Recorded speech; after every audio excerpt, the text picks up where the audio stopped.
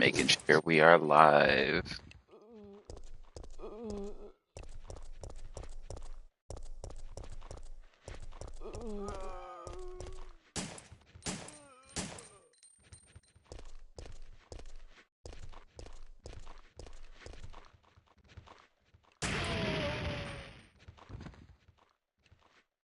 Okay. Took me a minute there.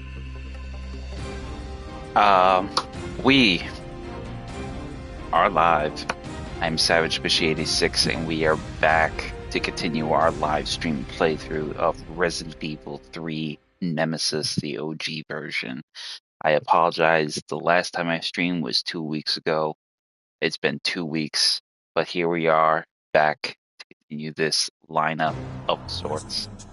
Progressively get further into our complete run of the entire Resident Evil series. I've been really occupied with the new update of Division 2 with Season 8, the Rise Up event. I believe. I forget the terminology. I'm a little tired because I've been running nonstop with doing that. So, but yeah, I'm just glad to be back here, getting back into the swing of this, and hopefully we can get through the full measure and scale of that with the entirety of our continuing playthrough of this game series. But really wanted to get back to this because I've been really excited to, enjoy the reminiscence of this. The very, the text is a very definition of the word in terms with the measure of that. So, but we're gonna get right into it. So when we last left off, we essentially pretty much set ourselves up for shop to getting the battery as well as getting ourselves situated to start collecting the parts to get the cable car going.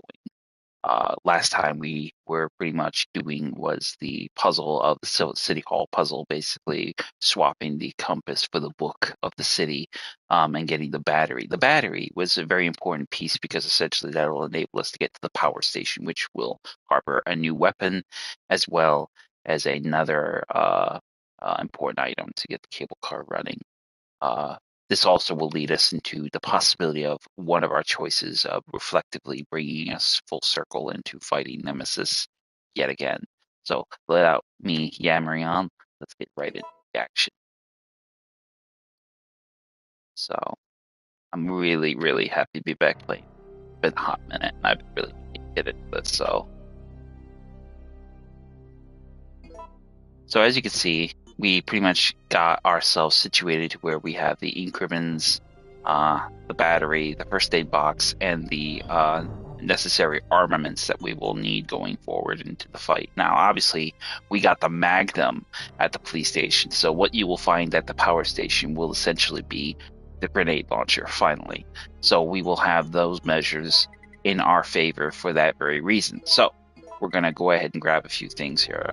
Most notably, let's go ahead and just, you actually wouldn't grab anything because I pretty much took care of everything before we left off. So fully reload your shotgun and head right back out into the, and then head back towards the area where you kept the green demos.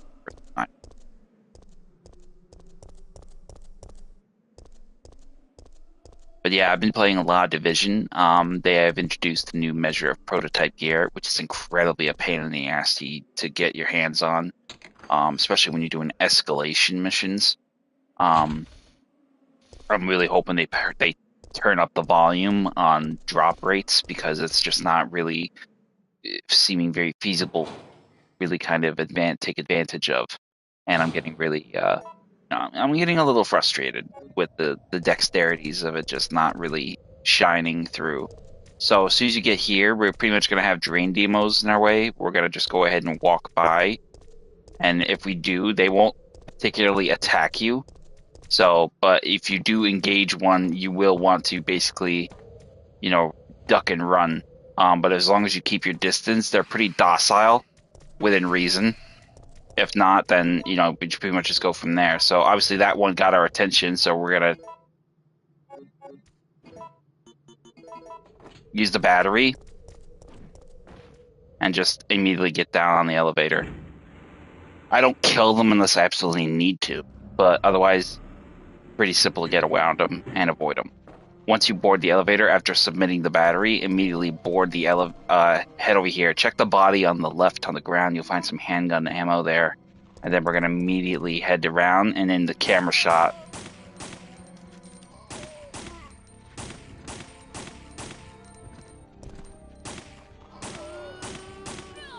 Oh.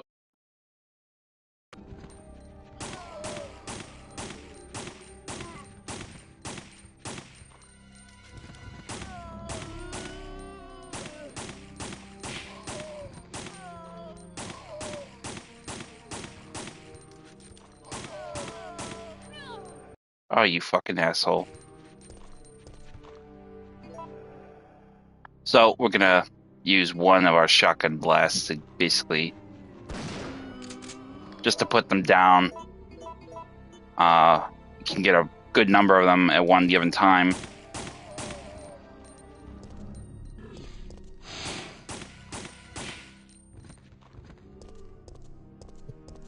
Now, I wanted to be careful because we got a bomb over here on the right. That's what that little thing is. So essentially, you want to save that because we're going to fight the Nemesis here. We could fight him here or later, but it depends really entirely on the decision we choose. So, yeah, nose is itchy. Once we get to this point, the door to the left is going to be locked on the inside, so we're not going to be able to take that door, but we will take this door. And in here, you'll find some red herbs. Now, if we did not pick them up early on when we were making our way to this area through the path where we get the fire hose, this is essentially where you'll find the red herbs.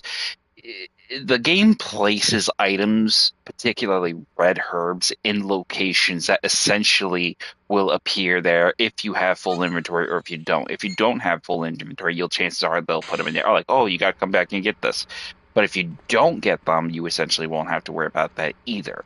So it's really kind of up in arms. So as you can see here, we will not find 3 gunpowder bees in this place. Essentially, that's where you would find them, is right down that desk. But because they're not here, they'll be at the sales office, which I'll pull up on the map here. Because I can remember how to work this thing.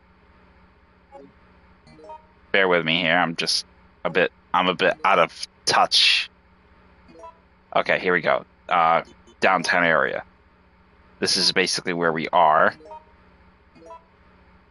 Let's go to the uptown area. Okay, so those yellow perbs, those oh, come on, man. Get your head out of your ass. Trying to figure out how to zoom. Okay, there we go.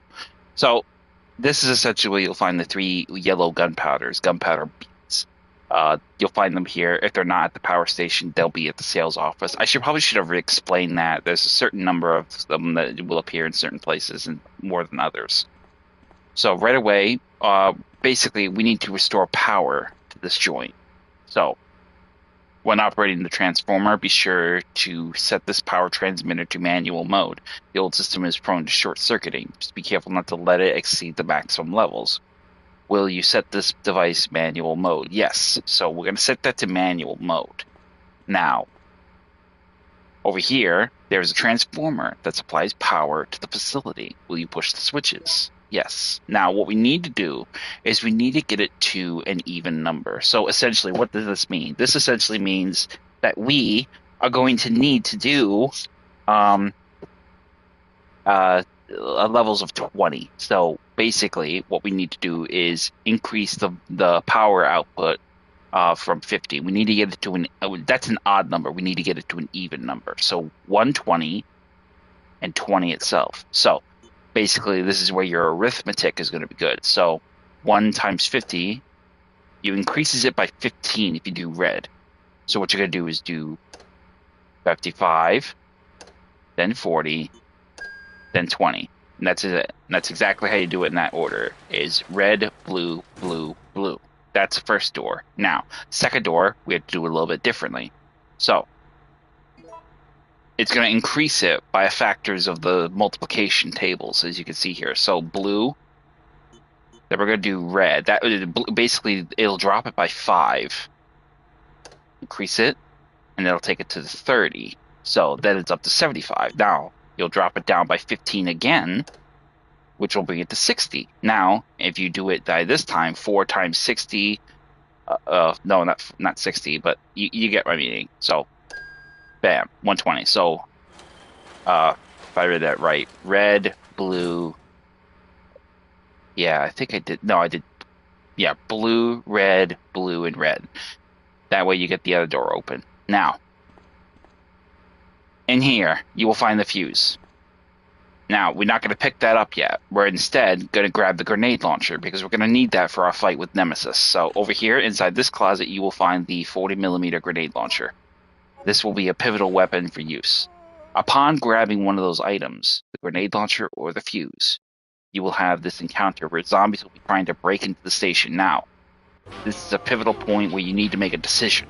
Your decision will determine two things. It'll determine, one, if you fight the Nemesis now or later, and it will also determine, pretty much if these guys get in or not. Now, you're going to have two options here.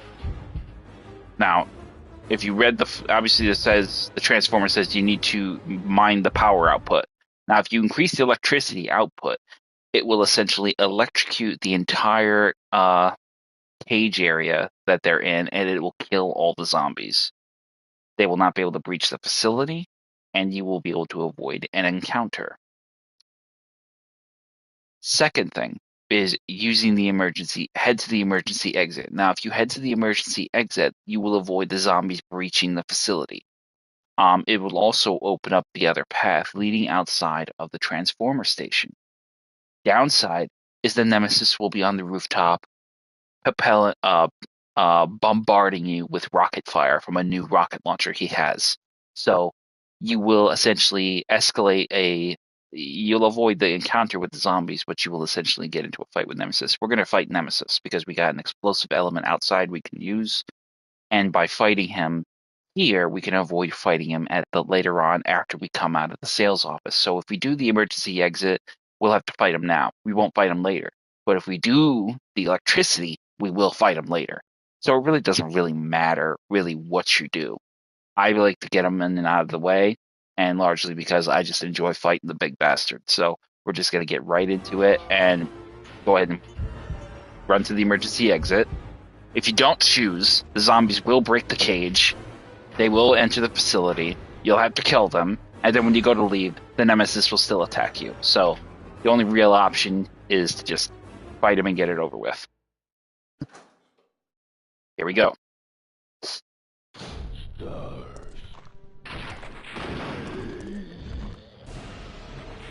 Now, this is an important part where we're basically going to take advantage of him targeting us and just make him waste his rockets.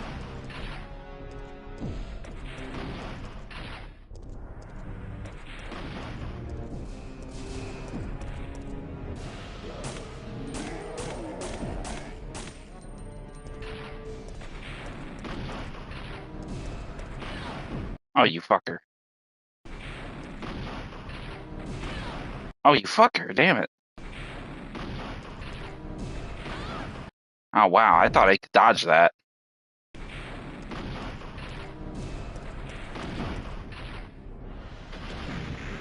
Come and get it, buddy.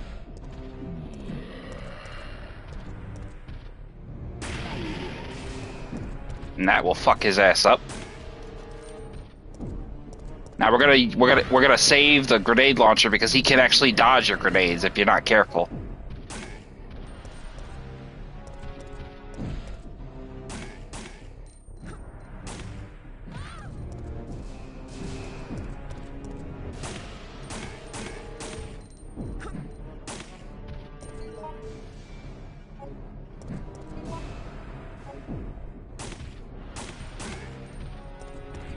Like right there. And now we'll go ahead and start peppering him with grenades.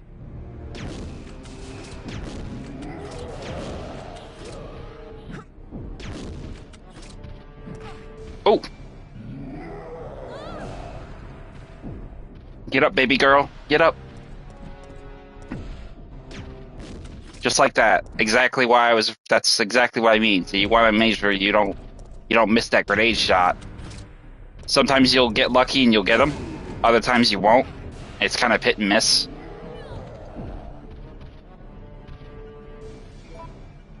Ooh, that was lucky. Alright, so once we've pretty much used up our grenades, we're gonna just switch to our shotgun.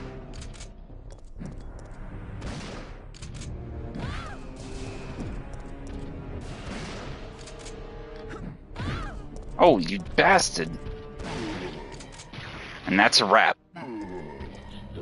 Once the Nemesis has been dispatched, he will drop another cache. In this case, it will be the M37 Parts A. Now, the M37 is a lever-action style shotgun. It does the same shell, it does the same damage as the regular shotgun, but with a faster rapid fire. Because she'll shoot it, flip it, shoot it, flip it. It's very, very awesome. So we'll avoid using much more of these shotgun shells because eventually we won't really need the regular shotgun shells because we will be upgrading to the enhanced shotgun ammo, which is only usable with the standard shotgun. So, once we have dispatched the Nemesis, head back into the facility. The zombies have pretty much, they're still there, they're just not trying to break into the joint anymore. So we're going to just head in here, grab the fuse, and get back to the elevator and leading away to the power station. Now what we're going to do is we're going to make a detour and head to the we're going to head back uptown. So if you don't remember exactly where we went, I'm going to show you here on the map as best I can. Okay, so here we are. This is essentially the parking garage where we basically were pretty much coming back from. So here's the parking garage. We're going to be making our way back here through the parking garage. This will take us to the I think this isn't it. Let me get my brain right here. Hang on a minute. Okay, here we go. Yeah. So we're basically going to go back here through the little garage area. That's what it is. Not a parking garage, garage. But essentially that's where we're going to go. We're going to take that route and we're going to go right back to the location here. This is essentially going to lead us back through this hall. This is pretty much where we led to the police station right here. Where we want to do, though, what we want to do and go about doing is we want to pick up the fire hose. Now that we have the wrench from the cable car or trolley, whatever you want to call it, we can get the fire hose that was essentially we couldn't get our hands on initially. So that's basically what we're going to do now, is basically get ourselves back to where we can actually get that piece of material and make good on that. So we're going to make our way back there and do that piece of business. So first thing you do is get right back on the elevator, and we're going to make our way back. Now, you may be able to avoid the drain demos. I'm going to certainly do my best to avoid them. I don't want to waste any ammo. And then again, they may actually be gone too, which I think they will be.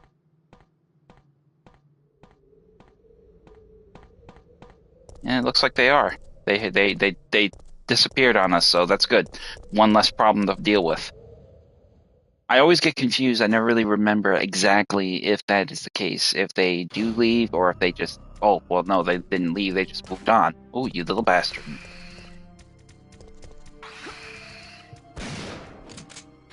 Oh, you fucker.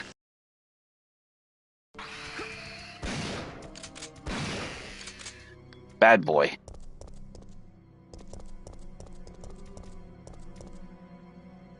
Now we will come back through here later on, and we will have a that car will burst open, I think, or maybe it won't. I'm not sure. Let me go out here and make sure. Let me kill this drain demos and be done with it. Safe. I know I'm kind of back walking a little bit what I was gonna do, but I kind of want to do that for the sake of that, basically. Just necessity. In the event because that car to our left, the door's supposed to burst open and zombies to come out, so we can get some easy shotgun shells. but I don't know if it'll happen if there are enemies in the area. I'm not entirely familiar or, certain about that, so we're just gonna, take a different approach. So we're gonna drop off the M37 shells. We're gonna drop off the first aid box. We'll take one green herb. We'll take the first aid box with us. We'll leave these red herbs though, because we definitely don't have a need for these as of yet. Get the grenades. You're also gonna want the wrench. You're gonna want the lockpick, and I think we get a crank at some point. I can't really remember exactly when, but that's okay because we're in good position. Matter of fact, let's go ahead and leave the lockpick because I don't think we really need. We'll leave the fuse. We don't really need the lockpick yet. So, once you get that pretty much set up, we're gonna head on through the garage and make our way back to the area. The Nemesis won't be a problem for us for a little while until we have all the parts we need to get the cable car working. So just leg it through this garage and out into this crash site with this busted fire truck.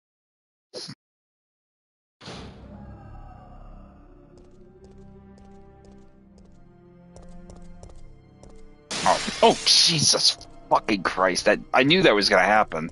I just didn't know when. I thought it would be dogs. I remember the dogs were at the boutique shop in the downtown area. Well played, Resident Evil. You got me again. So once we head into here, go back here. Before we head to that door, we're going to go ahead over here and use the wrench to unlatch the bolts and get the fire hose. This will enable us to put out the fire and get to the sales office, which is going to be an important place where we need to get our next item for the cable car.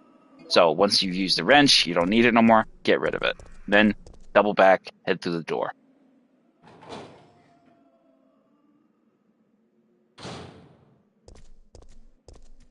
Now, there will be some brain suckers here, or brain demons, I'm not entirely sure.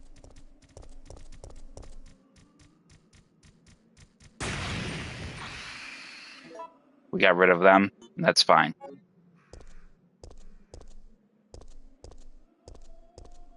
I'm not gonna bother wasting a first aid spray just for that one little scratch. So we'll just take a little bit more punishment and see where we get.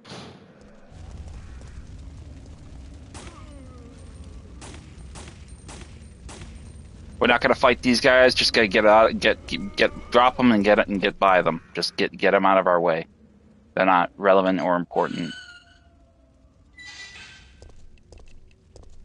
Now, once we get to this point, is where we're gonna basically use our fire hose. So get yourself ready and break it out.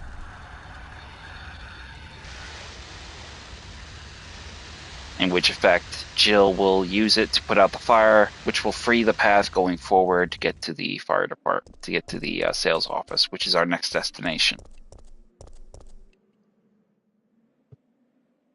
Oh, and it was kind of relevant.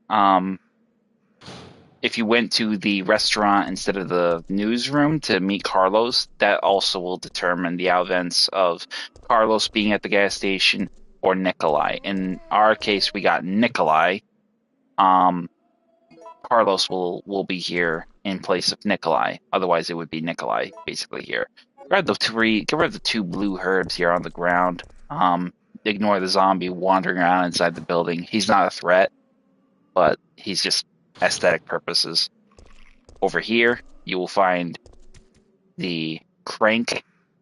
We're gonna grab that. We got brain suckers here. These ones will do poison, so you need to be careful with these ones. But luckily for us, we got an easy kill on him, and we're gonna get this one next. Oh fuck me! I killed myself. I wasn't far enough from the blast. That sucks.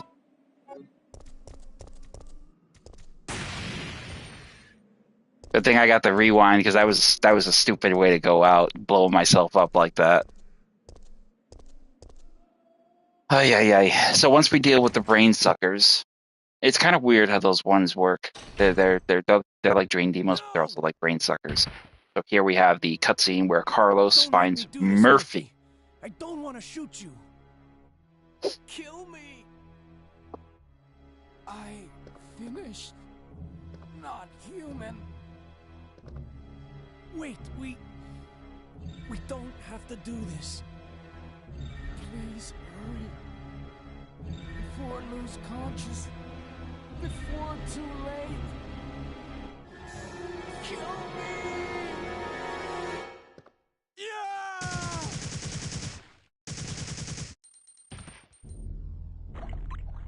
He could have just one-tapped him and been done with it. Didn't have to be all dramatic. Why? No.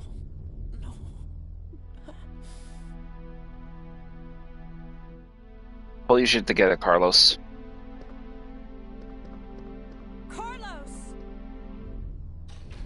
Oh, there goes my... What the fuck?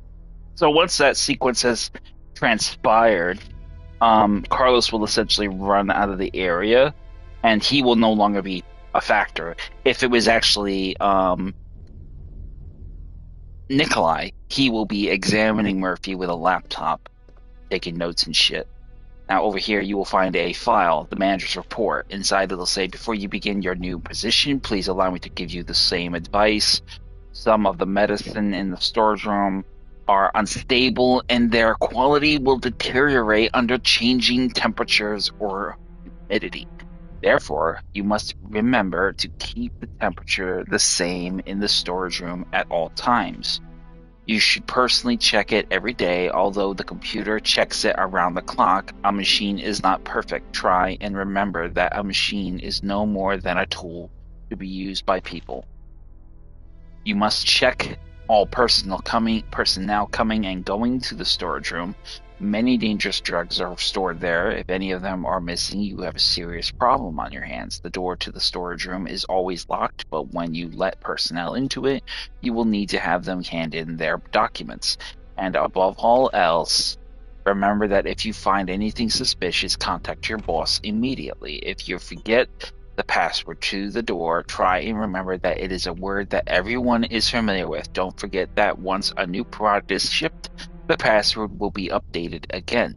You can always enter the password from the terminal of the PC for administration. So, we pretty much got the gist on that. So, what is the password? Well, they said that there was a new product that was shipped, so you're going to see a TV remote. Use the remote, and it will bring up the password, which is Safsprin. Now, this is usually one of three passwords: Safsprin, Adravil, Aquacure. So in this case, it'll be Safsprin. It is a random password, and it will always change accordingly on a case-by-case basis. So, go ahead and put in the password.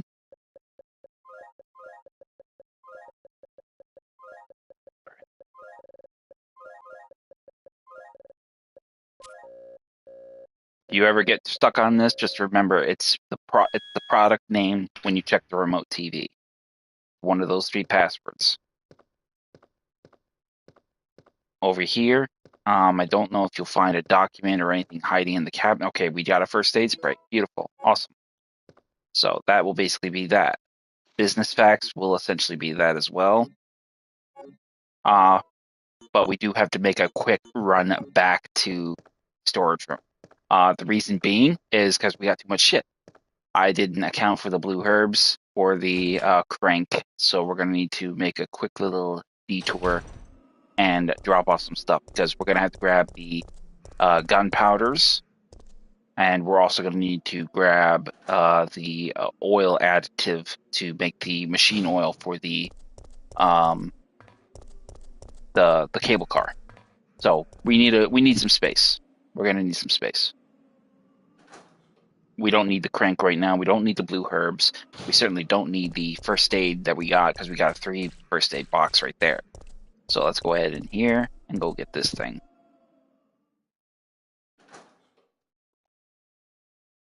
I hope everybody's having a great week, and everybody is trying to stay cool. It's been a little warm here in New York, so hopefully it'll be a little bit more easier. It's raining now, so it's got a little mugginess to it that I don't like. But I've never liked warmer weather. Makes me miss the winter.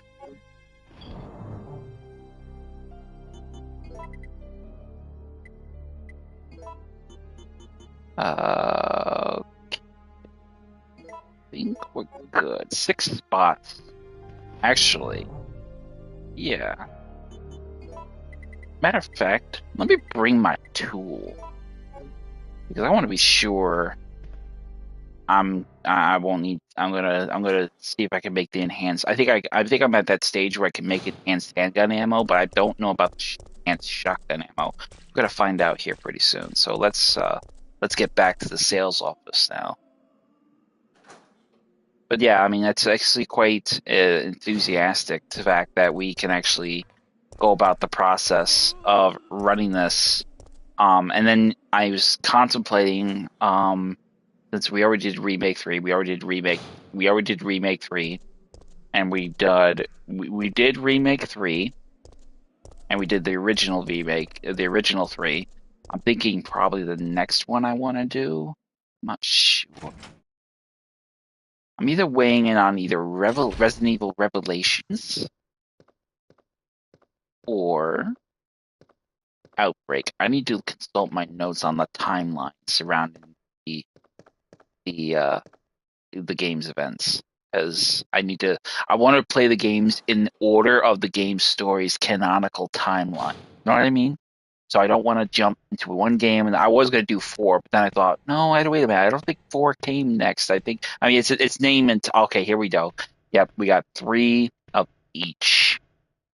So let's go ahead and do these handgun bills. I don't want to jump too far ahead of myself with my timelines, but at the same time, I don't want to jump the shark either on going from one game to another game. I want to explore all my games. So I'm good. Okay, nope, definitely don't want to do that yet. We want to mix it all together so that we get a huge whopping amount of enhanced handgun ammo. So once you do 3 red gunpowders, you'll get 3 big bulks of handgun ammo. So pretty much you got 61 enhanced handgun bullets right there. That's beautiful. Now over here, let's do the same thing with the yellow gunpowder. Grab them all, and let's see how many we can make.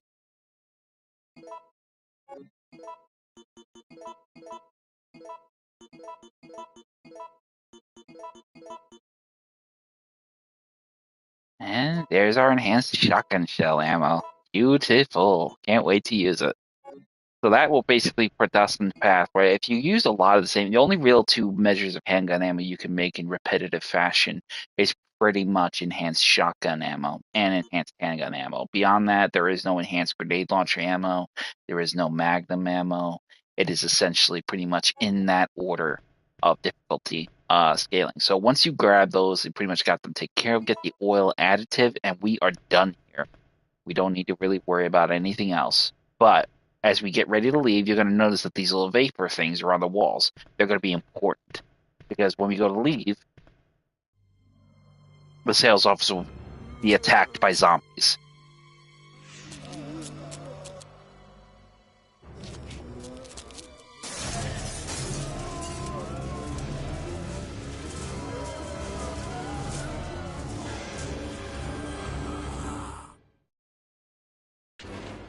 Now, if Nikolai was out there, you would hear a scream, and that would be an indication suggesting that he was killed. That's the idea. Obviously, that didn't happen.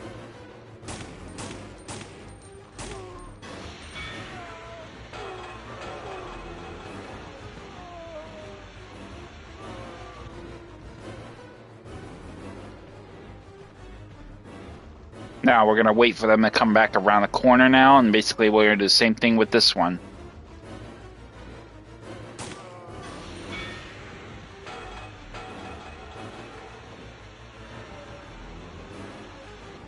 Oh, well, that was a wasted fucking thing.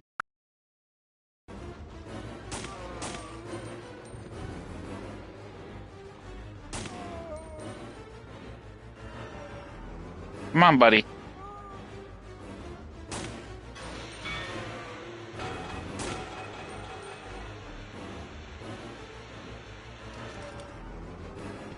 We're gonna go ahead and just we're gonna dip. We're just gonna leave that one asshole there, wandering this drug cabinet. So, and that'll basically be it. Now, we basically will have 2 zombies on our left and 2 to our right.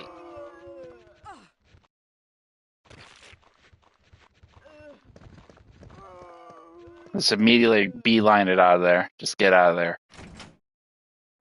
I don't think you'll have any zombies out here. But we did get hurt, so let's go ahead and use one of our first aid sprays. We got full health, and we are ready to roll. Move it out. We're going to head back to the path leading from the uptown area to the downtown area. But we're not going to leave that area quite just yet, because we got a few things here we got to do.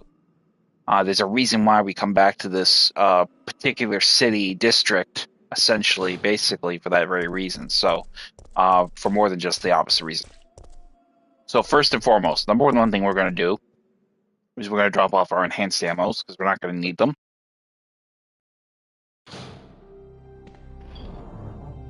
We're going to pretty much use the most of our Eagle 16.0 for a little while longer. I will take the liberty, though, of getting the other shotgun to work on using the new option of a weapon here. Go ahead and resupply your first aid spray there. Drop off the tool, get the oil out, mix that, so that is done and over with, and we are ready to roll into the next stage of this business. So there, we have the oil, the cable is in place, we have the fuse, we have everything we need to get the cable car moving now. So what we're going to do now is basically make ourselves get the shotgun. We're going to load that puppy up. And let me think, what else was we going to do? Oh yeah, grab the crank, because that's going to be an important thing we're going to need as well.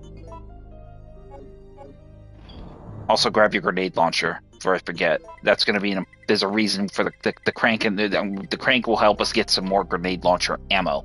That's essentially why we're taking it.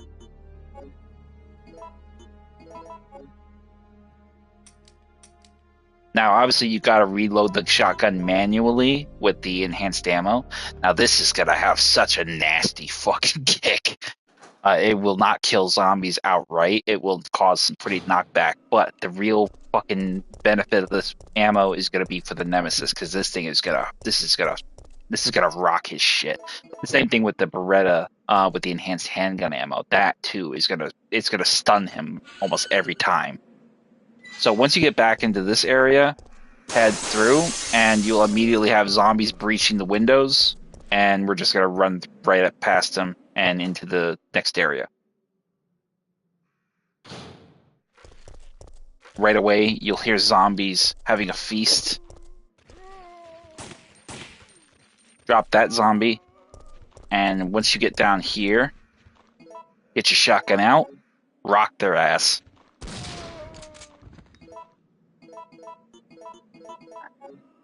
If it doesn't kill the one zombie, that one bullet from the handgun will definitely do the job.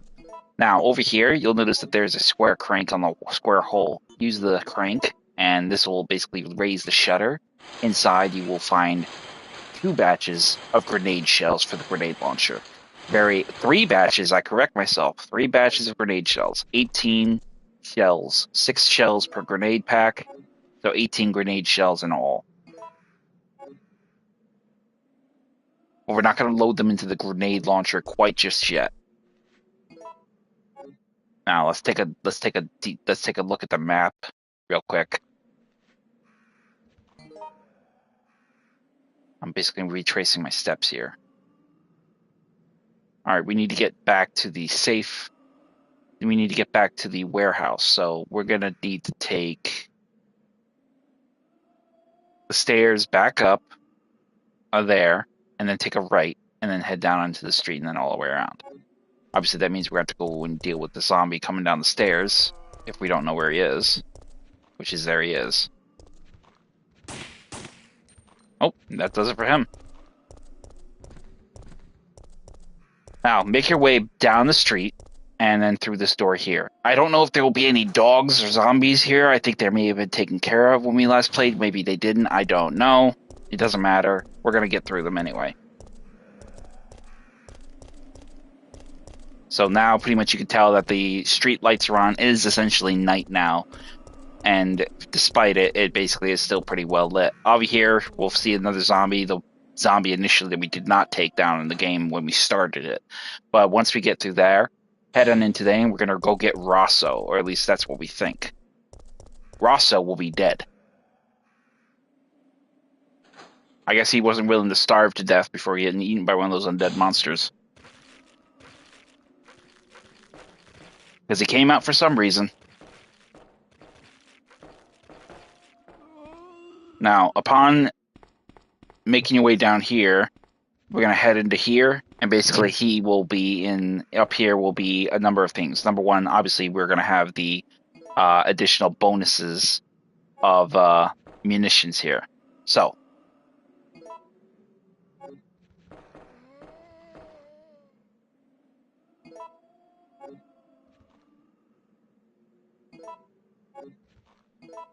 now there's a few things we're going to make here with this measure. We're going to definitely make good use of getting ourselves, we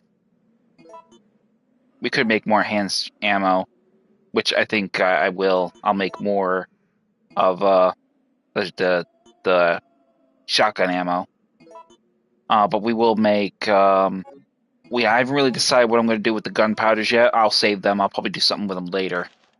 Maybe I'll make more enhanced ammo. I'm not sure. In here, we'll find Dario's memo. I can't help but wonder if anyone will read these words, but writing them will help me maintain my sanity, if nothing else. After I've become a meal for those undead monsters, will the GIs responsible for sealing off the town laugh upon discovering my corpse? So is this how it's supposed to end? I don't want to die. I'm just not ready. We seldom are, brother. My wife, daughter, mother, my entire family has been killed, but none of that matters anymore. Right now, my life is the only important thing. That's all that matters. I never would have pictured my end to be like this. I had so much left to do. Rather than becoming a salesman, I should have tried my hand at being a novelist. It's what I've always wanted, but my mother would only tell me you have a long way to go. Why did I ever listen to her? But this looks like the end of the great Dario Rosso, novelist extraordinaire, cut down before his prime. I would say I feel bad for him, but I really don't, because he was an asshole and a coward. I mean, I often think to myself, the girl outside that got killed, I wonder if that was his daughter. And somehow she managed to get away. You know what I mean? It makes sense if it was a case. Okay, so the zombies are obviously closing in, so we're going to actually take advantage of the elevated status and use our knife, which we don't fucking have. So, I guess I'm doing this the old-fashioned way.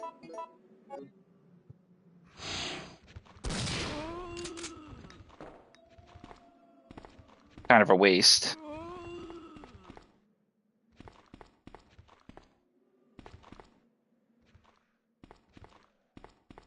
Over here is good old Dario's dead ass. Sorry, buddy, I don't feel bad for you. Just stayed inside. So once we pretty much have gotten through that piece of business, we're going to make our way out of here and make our way back to the cable car. We could go upstairs and organize our materials, but we're not going to worry about that. We're going to just leg it right out of the area. We've done all we needed to do. It's time to get on with our rest of our affairs. Avoid the zombie and just run right past him.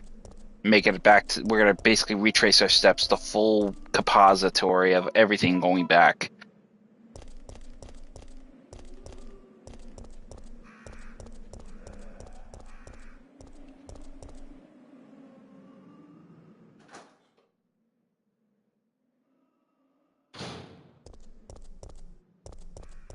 Now, obviously, the zombies that breached the windows in this alley where we went through, there's no telling where their placement will be, so you'll kind of have to just wing it. But luckily for us, we could just run right through there, just juking and running around them, you know, not firing a shot.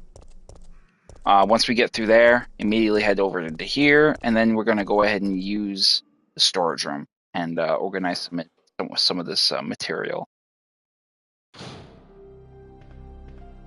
Now, the unique thing about the game's grenade system is you can actually make a lot of munitions, particularly. I could have actually made more, but I didn't want to do that. So I think what we'll do is we're going to go ahead and use the existing 2 grid to make some acid shells. That enables us to get, we used 6 shells, and we just got 12 acid shells.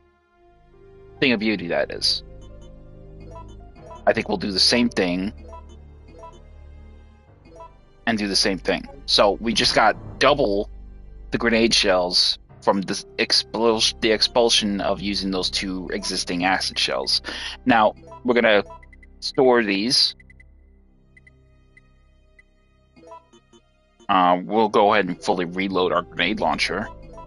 You can actually reload it with more than 6 shells. I want to stress that if you got like 20 shells, you could load the whole 20 shells into the grenade launcher. It's a handy little trick.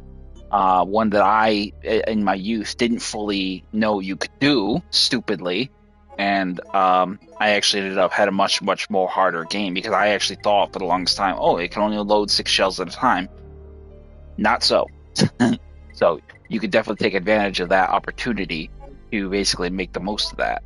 We're going to take the first aid, the knife, the first aid item, and then the fuse and the oil.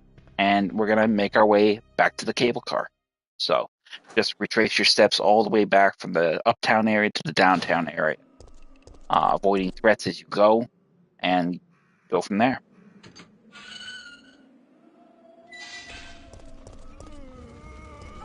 Oh, fucked up. Avoid the zombies and just get out of here.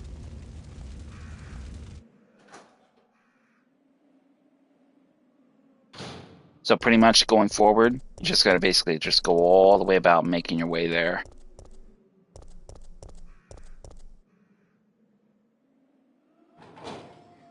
And this is essentially, I think you could qualifyingly say this is probably the first third of the game that we're shaping up to complete. The halfway point will be reaching the church, the clock tower. I don't even know why I call it a church, but it looks like a church. You'll see it when we get there. You'll see what I mean.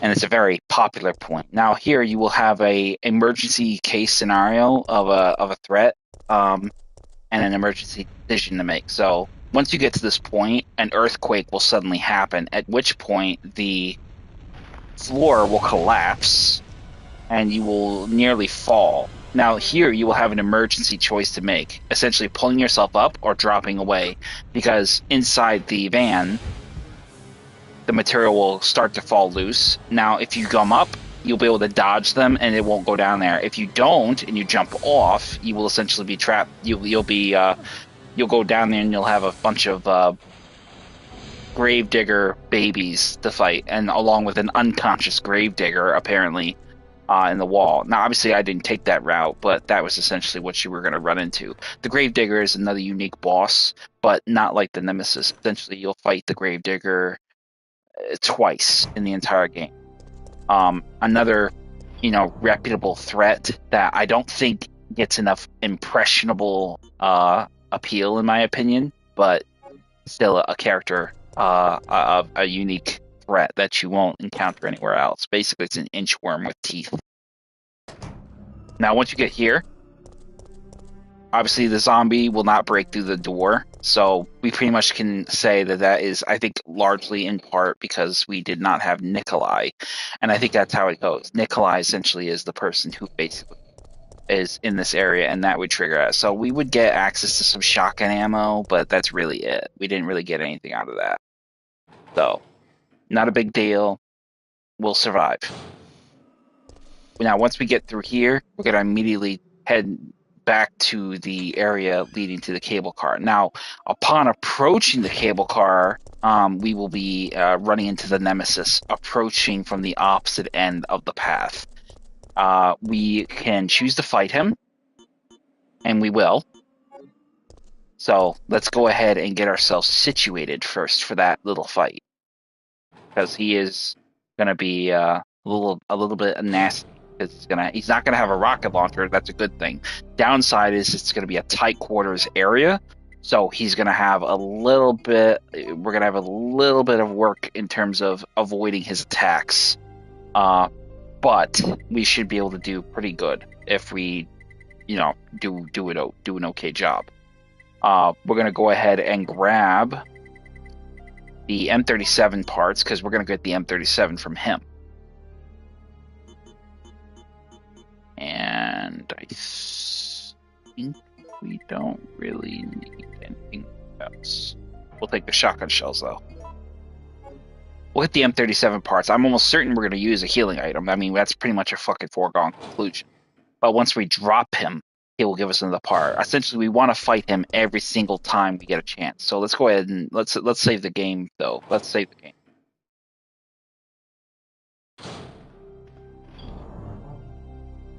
So drop off the the enhanced shotgun for the moment, and we'll go ahead and save our game.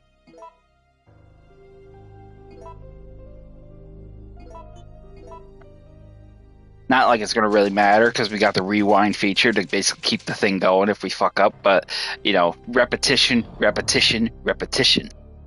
I mean, can you imagine if there was a case of... I mean, and that's the thing. I think that's the only downside is that basically the rewind feature of the game makes it to where it's more forgiving.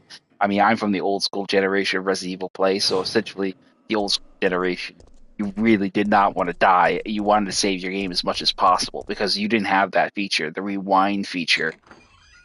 Where you could do that in the classic OG sense of the game. Alright, so we got dogs here chowing down. Just avoid the dogs and get right into the action.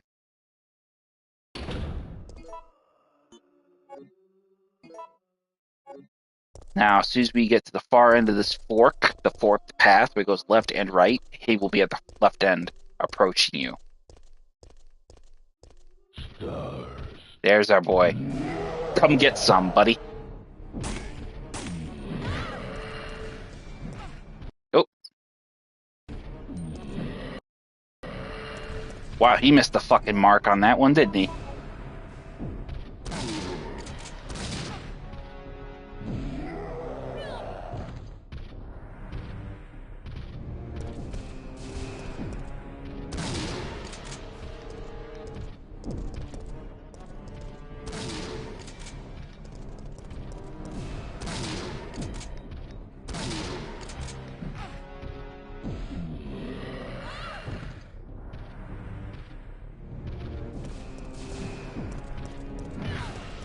Motherfucker.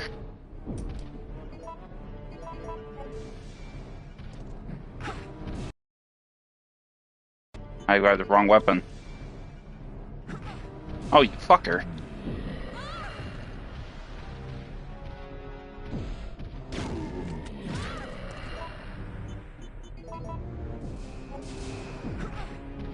Fucker.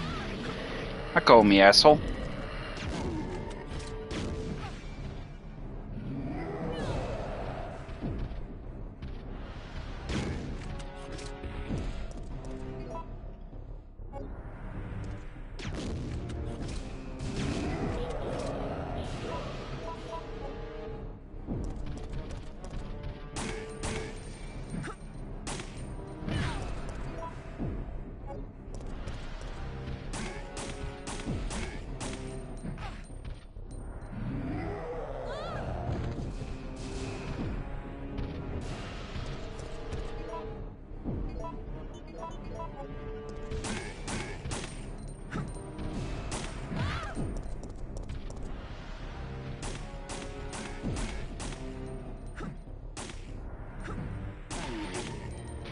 Perfect 2 dodges right there. Did you see that shit? That was gorgeous.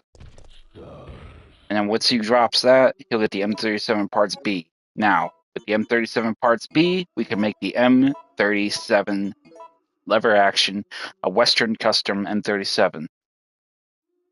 So this will be our go-to weapon for a little while in terms of scale, because this fucking thing is incredibly strong. It's strong enough to stagger him. I mean, that's how fast, and it's fast firing, so it literally fuck his ass up pretty fast.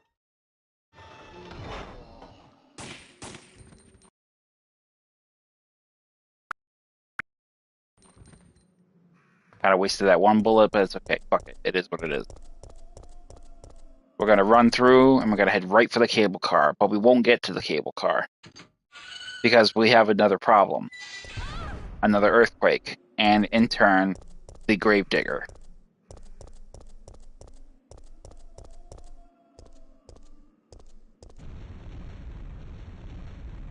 At which point the floor will collapse again, the ground, and you will fall into a kind of sewer system. Now, essentially, you will have to lower the ladder to get out of here. You need to fight the gravedigger? No. Can you? Yeah. But we're going to avoid the fight with the gravedigger and just get out of here real easy enough. So, the gravedigger will attempt to devour you if you're not careful. So, you want to basically run into each of these holes here and switch on the power. He will attempt to bite you each time.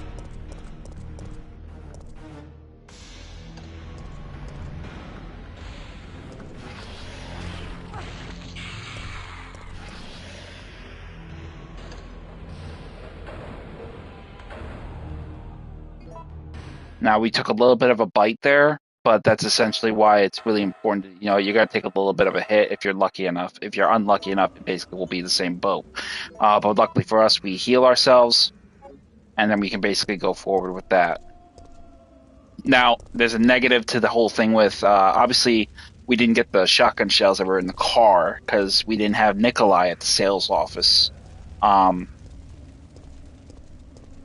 And we actually see Nikolai making his way towards the Sawyer's office, fighting off zombies. Now, we obviously didn't get that. If we didn't get Carlos, basically he would say if he was at the gas station with us instead of Nikolai, he would say he would leave you and say, I'm going to go scrounge up some equipment. There may not be any other destination.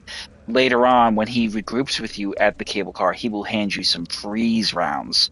Obviously, we won't get those either. So, taking the path with the restaurant is probably the better option.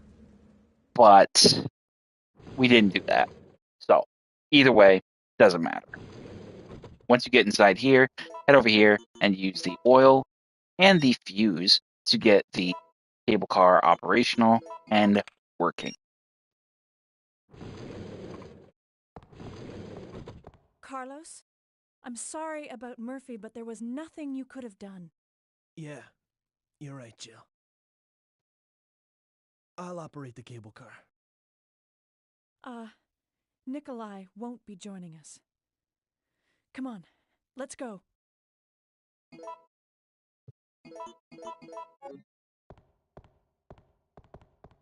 And then once that sequence is completed, we'll head on through and then we'll get the cable car going. The Nemesis in the books actually is watching this whole exchange and he's waiting for the opportunity to attack, which is now. He will attack the cable car as soon as it gets moving. So once the sequence plays out, we're going to go back when we hear Nikolai. We're going to hear a crash. Mikhail will scream, and then you'll have to go back there and check out Mikhail, at which point you will see the Nemesis. You can tell from the music. So run to the back and enter the door, and you will see Mikhail on the floor. Now, you could choose to either fight the Nemesis or not. Essentially, trying to leave will basically force Mikhail to get on his feet and take the fight to Nemesis to keep you safe. Jill, get out of the cable car now! Mikhail, wait, don't! Get out of here! Hurry! And then we will have a cutscene of Mikhail taking the fight to the Nemesis.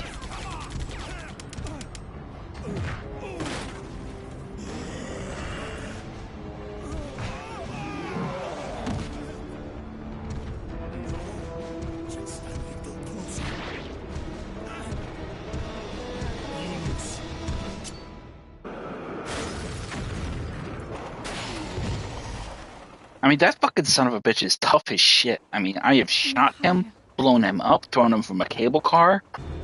He gets electrocuted even, and he still keeps coming. No, the brakes are out.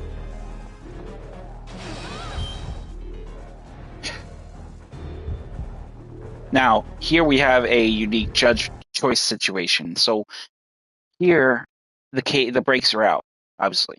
We need to decide if we're going to jump out of the window or use the emergency brake. Now, two things will happen here. If you jump out of the window, you will essentially end up in a completely opposite area of the clock tower itself. This will put you in the, I want to say, the right wing, east wing of the clock tower's building layout.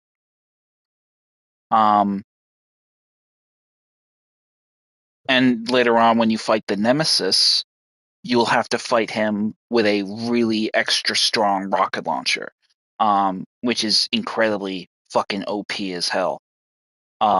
If you use the emergency brake, Carlos will jump out the window, and you will start in the main courtyard of the clock tower area. And then later on, you will get freeze rounds, or I believe acid rounds. I'm not sure. I think it's freeze rounds or flame rounds, actually. You'll get grenade rounds from Carlos when you find him later on. And also, he will help you with the Nemesis fight by destroying his rocket launcher. Now, in my opinion, this is the easiest option, using the emergency brake, because the rocket launcher is a little bit more stronger of an attack method. If he loses the rocket launcher, Nemesis will resort to using tentacle attacks at this point, and will start to develop his evolutionary mutation to stage 2 Nemesis, which he will have more different types of attacks, and he will be strong. So we're going to use the emergency brake. This will get us free ammo, and this will also get us an added benefit of getting rid of that fucking weapon of his, thanks to Carlos. So use the emergency brake, and Carlos will jump out the window. That's essentially what we just heard. He fucking ditched you. What an asshole.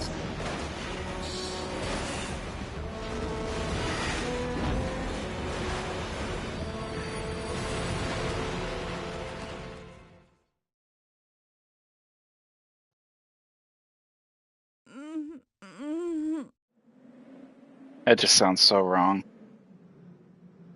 Now, upon coming to, you will find yourself in the courtyard of the clock tower.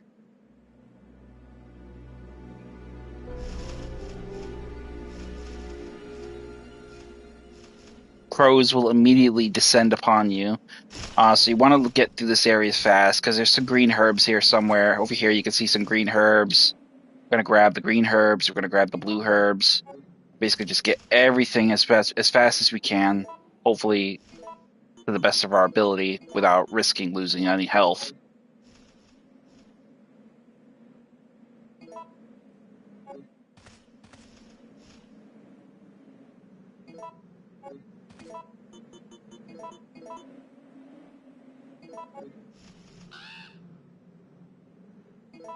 Grab the last green herb and then head right into the...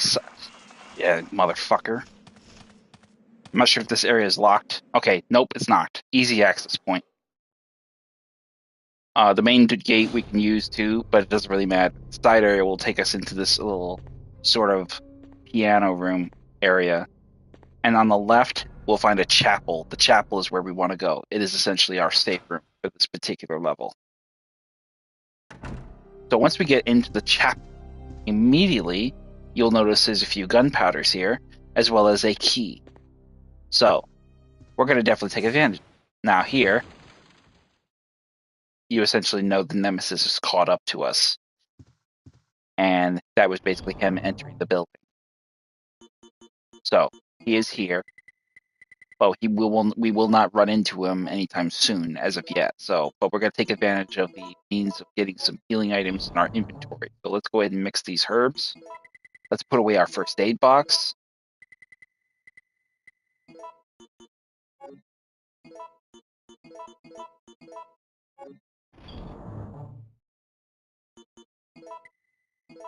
Oh no, actually, correction. We won't get the grenade shells. I remembered now.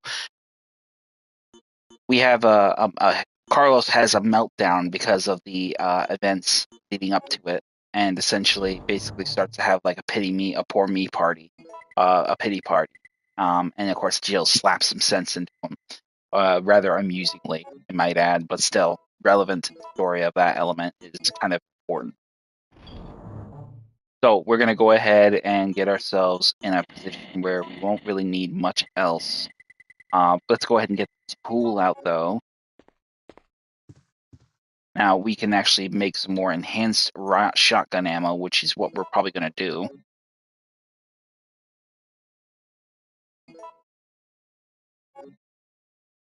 Oh, you know what? Actually, I screwed up. I want to grab, yeah. I want to grab one gunpowder.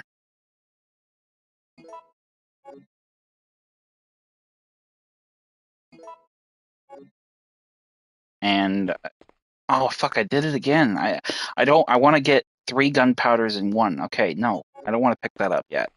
All right, let's do this properly now. Get the 2 gunpowders. Essentially, what we want to do is get 3 maximum doses of the shotgun shells. So we're going to need to do 2A and then 1B. This will give us the payoff of the extremely large volume of shotgun shells.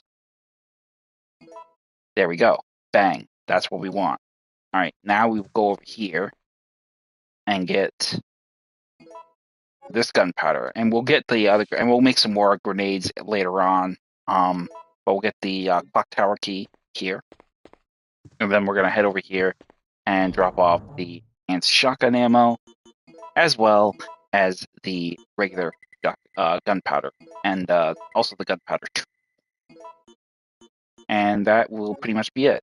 Our time with the Eagle 6.0 is going to be coming to an end because eventually we will run out of regular handgun ammo unless we find some somewhere else. At this point, we're going to be just making enhanced handgun ammo. But we can't use enhanced handgun ammo with the Eagle 6.0. So, oh shit! That scared the hell out of me. Alright. Do your thing, M37. Look at that crap. I just mopped the floor with them. Let me do that again.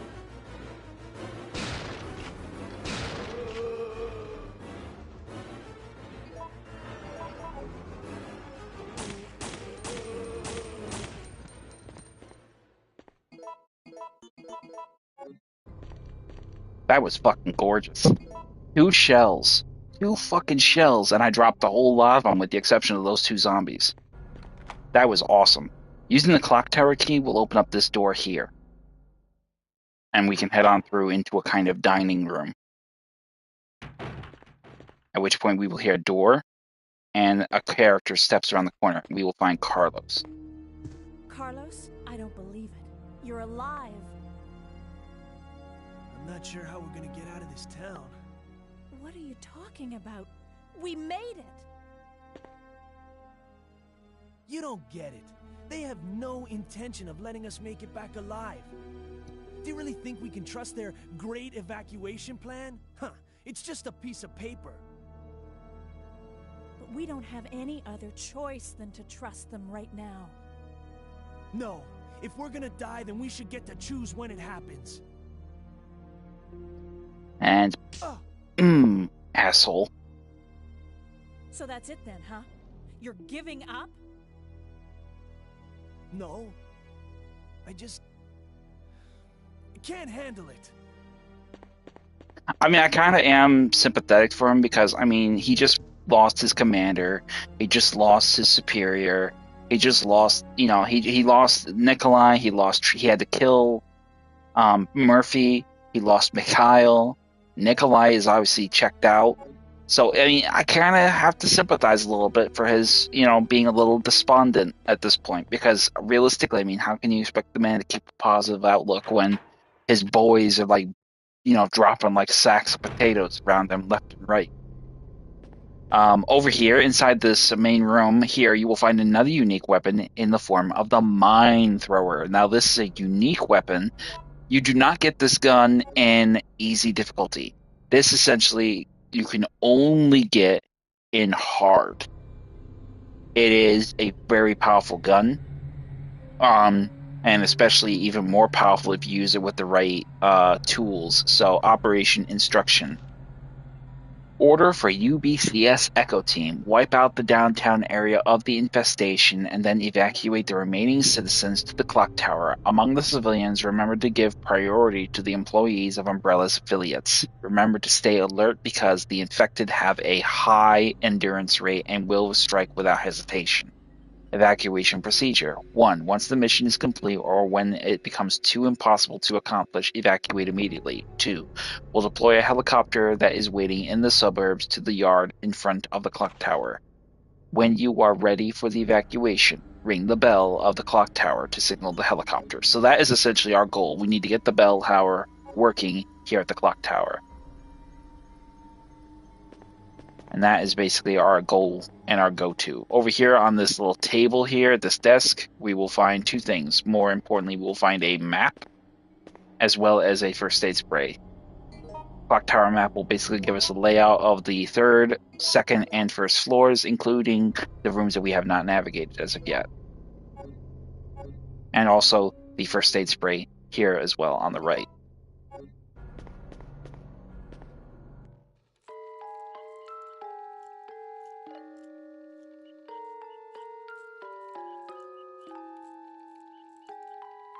Now, this is essentially part of a puzzle with the clock tower puzzle. We need to do a music box puzzle. The old music box, its melody is out of order. So this is essentially a tool. Essentially, this is a clue as to the order of the music's melodies, essentially in that order. So that is essentially what we need to worry about. Now, we have opened the door lock, and that will basically provide us a means of getting outside. We're not going to go outside, but that's the idea. Over here, you'll find another music box, and that one is in tune. So you could see a big difference in the music melody. These are important cues to how the music puzzle box is going to be solved upstairs, which is essentially what get the thing working. So remember them.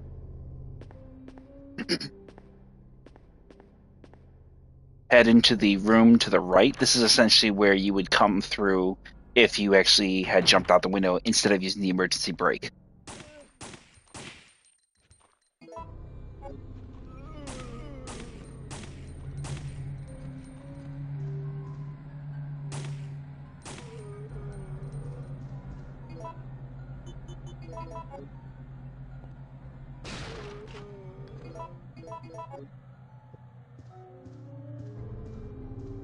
And once you've dispatched the zombies in here, number one you're going to find is a picture, an art picture postcard. A picture postcard of the antique clocks. This is another puzzle we need to solve at the back of the building. The following verse is printed. Give your soul to the goddess, put your hands together to pray before her. Also, you'll find some ink ribbons here. Grab those. And right away you can see there's a zombie here.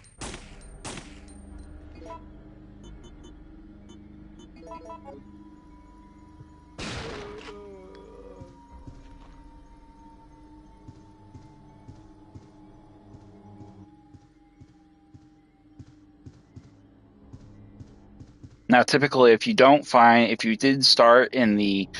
actually started it in the right wing of the clock tower, you'll find grenade rounds here instead of in the dining room where we first met Carlos.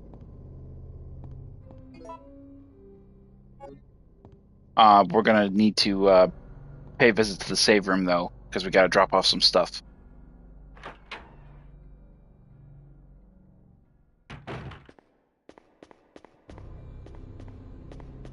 Kind of ironic we got the mine thrower because if you recall, they replaced the mine thrower in the remake with the special mine rounds fired from the grenade launcher.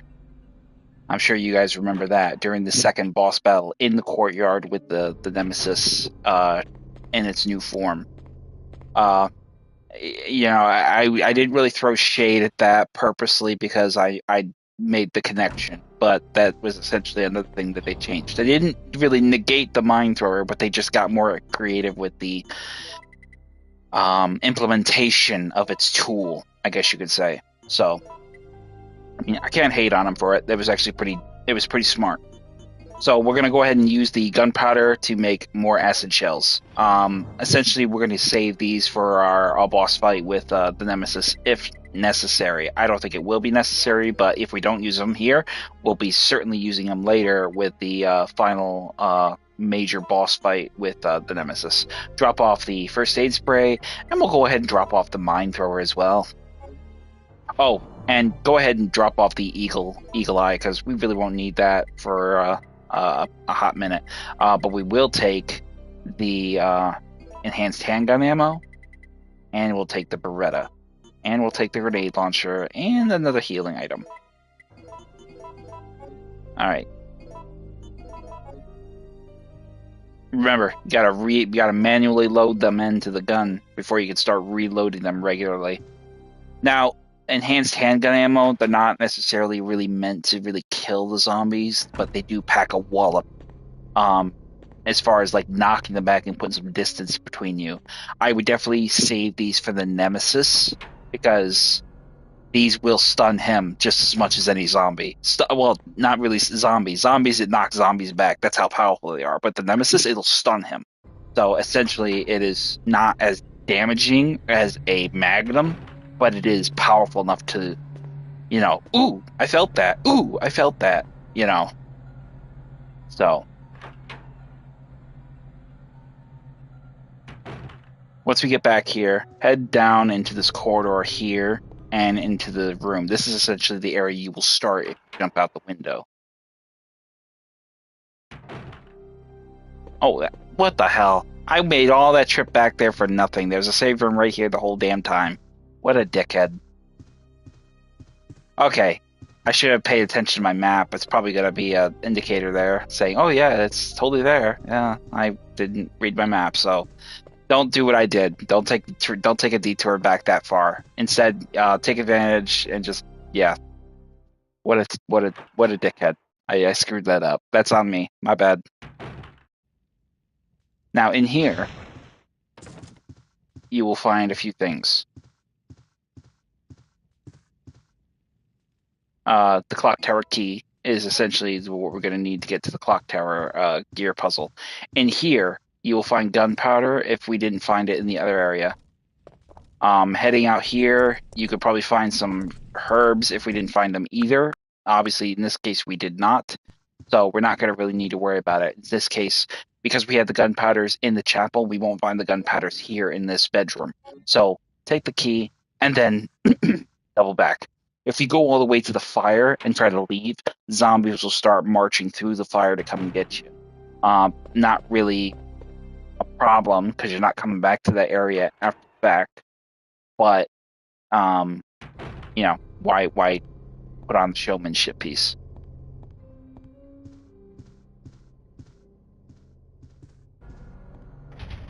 Now, obviously, the god of time is etched under the keyhole. We can't open this door. We need to find the time, the Chronos key.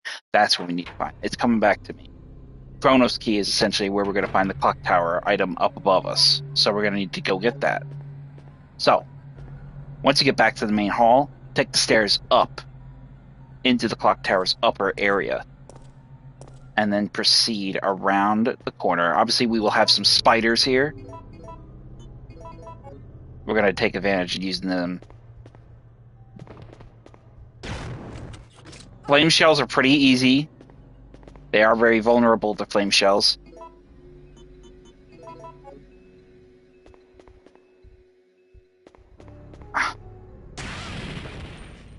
Oh, fucking hell, I screwed that up. Let me try that again.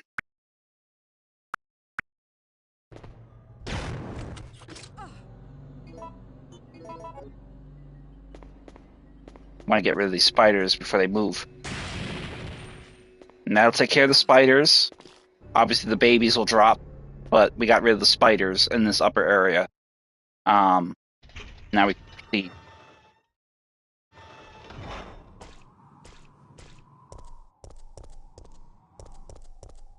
Over here, you'll find some red herbs. We're going to take those.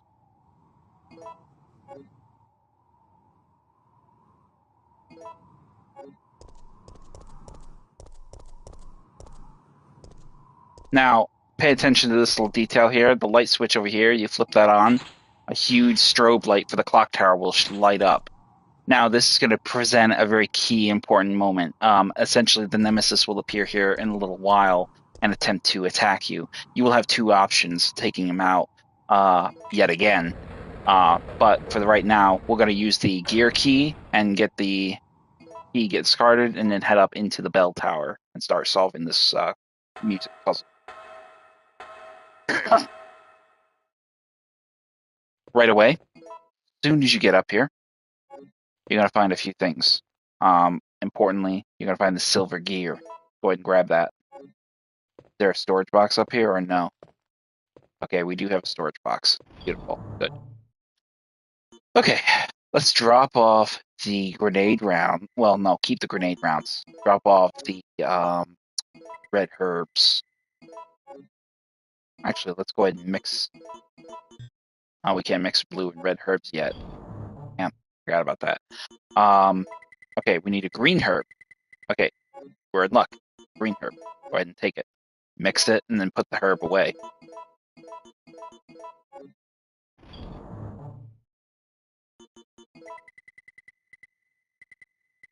You want to take this key because you're going to need this key.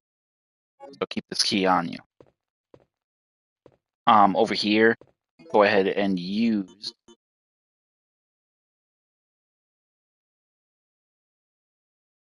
Oh, bear with me a moment. Not in the early morning.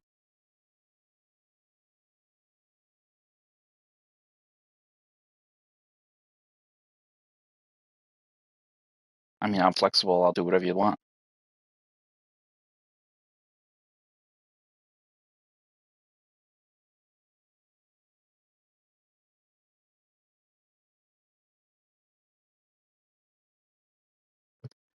So yeah, sorry. Bear with me a moment. I'm getting messages from my mother. Okay, fair enough. I'll be ready.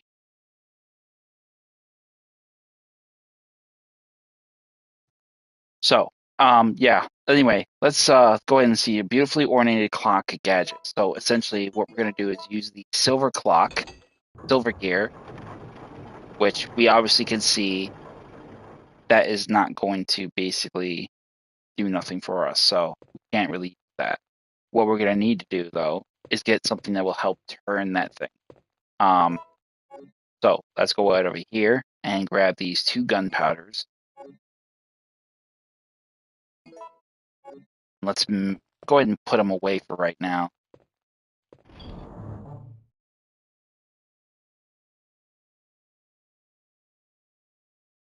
I would have done them. Leave them next time.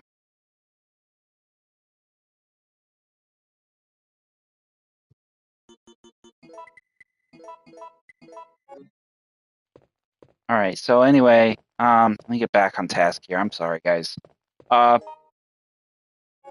So here we have the music. So essentially what we need to do is basically there are switches marked A to F. Now we need to get this right in the proper order. So we're going to basically need to tinker with this a little bit.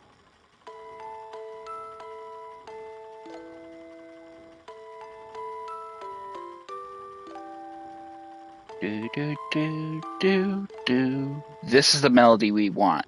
We need to adjust the switches to get this melody to do it properly. So adjusting it up and down is basically what we're going to do from A to F. Up and down will be the distincting part. Once we get the right tune, move on to the next one. Once you have every which one of them set in the proper function, then we can pretty much take care of that from that work going forward. So let's get started. Down is out of tune. So that is going to be up. Now we move on to the next one. That's in tune. Up. That's in tune. That's out of tune. Down. That's right. Now move on next. That's out of tune. That's in tune. That's out of tune. So we put that back where it was. Now, remember this pattern. It's basically going to consist of it's random. So I stress that it's always going to be random game by game. This is not. I think it's random, but ultimately this is the pattern: up, up, up, down, up, down. Now play it.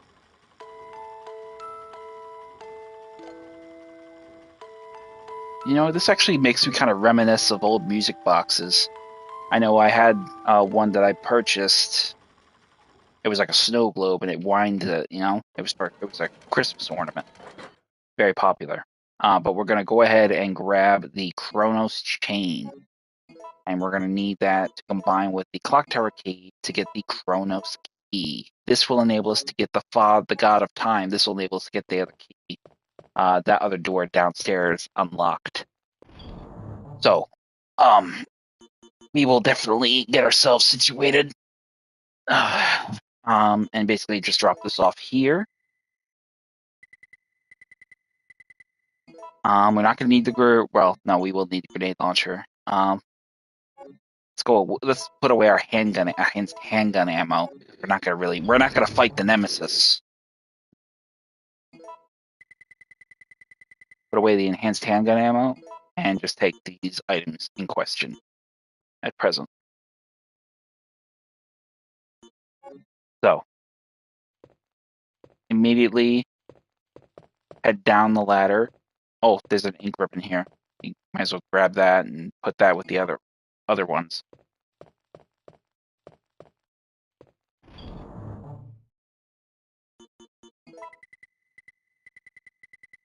I'm not gonna put up the other ones. Just throw it in there and be done with it.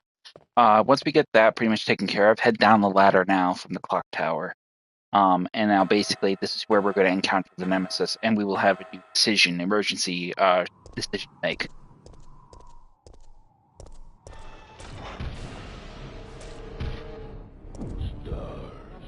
Now, this is the emergency decision section point where we're going to need to make a choice. So as you can see, the choice is going to be either to use the light that we saw earlier before we went up the ladder, or to use the core. Now, two things are going to happen here, depending on what we choose to do. If we use the light, it will blind Nemesis temporarily, enabling Jill to get in close and shove him off the crumbling balcony. This essentially is Jill pushing this big bastard right off a fucking building. And we're pretty fucking high up.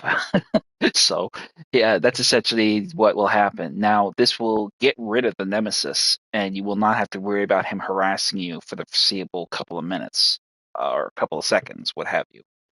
Because we're not going to really need to deal with him. Or option 2, we use the cord. Now, we're going to use the cord because we want to get another item off him.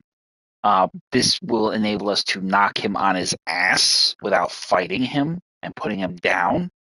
However, eventually, once we leave his body, he will get up and he will be after us. We don't really need to fight him.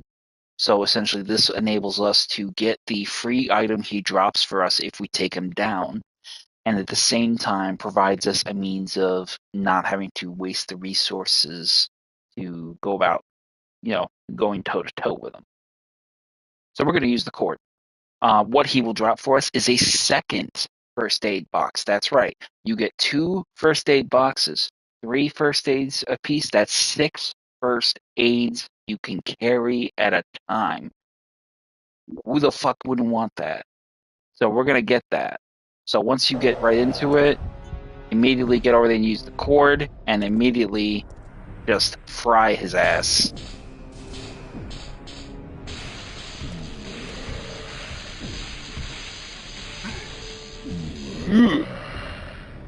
Now, upon him dropping, he will essentially drop the first aid box, and he will be unconscious for a couple of minutes. But the minute you leave the area, you will hear him roar, and he will immediately after you. Now, depending on the circumstances, he will either appear on the second floor the minute you run out of camera shot, and he'll come after you through the door, or he will appear in the lower room where we fought those zombies, heading into the right wing of the clock tower. And he's up.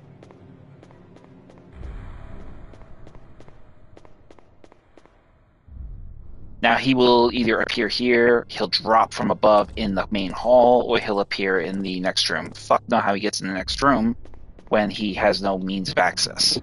But that's where he will appear. So we're just gonna immediately run directly ahead. He's right fucking there. Who is this guy, Houdini? Now, after we pass through this door, he will give up the pursuit. He will hear the music, but eventually that music will dissipate, and he will not be pursuing you at that point forward. Here you will have some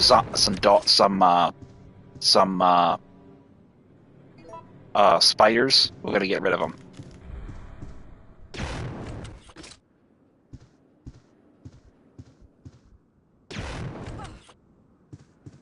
Now, as you can hear, the music has stopped. He's given up the pursuit. He's moved on. I believe he went to go get his rocket launcher to basically kill us. But that essentially will alleviate him as being a problem going forward, which is what we want. In here, you will find a soldier and a dead civilian. The mercenary's pocketbook. September 26th. It's only been 3 hours since the mission started, but the team is down to me and Campbell. The number of the zombies is far greater than we expected. There is no hope left for the city. We have already injected the antibody for the virus, but I'm not sure that it will work. I don't know if I will survive. September 27th. We managed to reach the clock tower. Out of my desperation, we robbed some wounded members of their weapons and used the surviving citizens as decoys.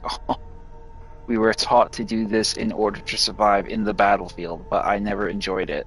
However, a girl showed up at the clock tower before me. She is one of the survivors. She looks just like my sister before she starved to death. Well, that's fucking... Yeah, that's bleak.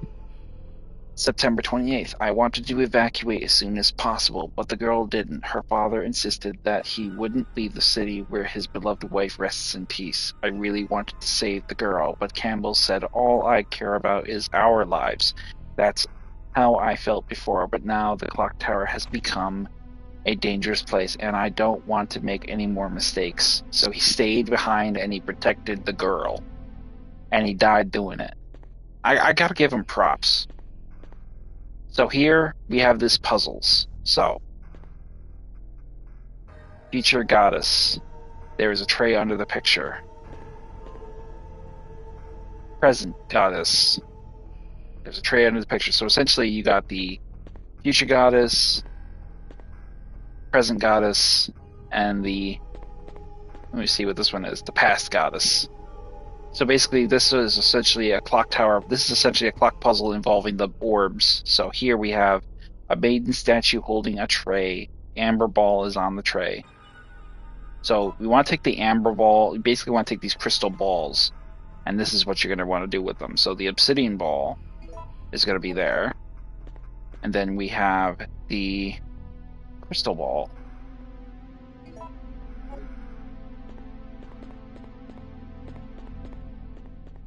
Over here, you'll find some mine thrower rounds, which we will take after we solve this puzzle. So, the future goddess, the crystal ball essentially is associated with the future. So, let's go ahead and put that one there and see what we get.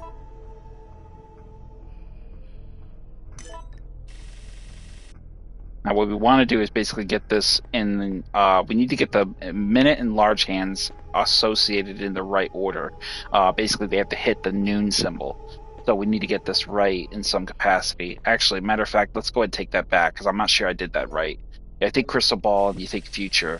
So you basically want to do it right. So let's try the obsidian ball.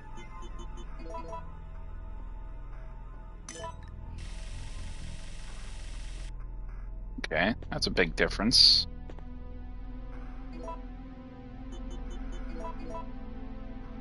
Present one. Okay, that's not right.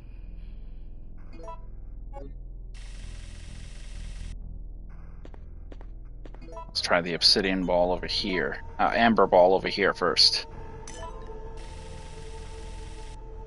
Okay, so this is way off. We're gonna need to... get creative here with this.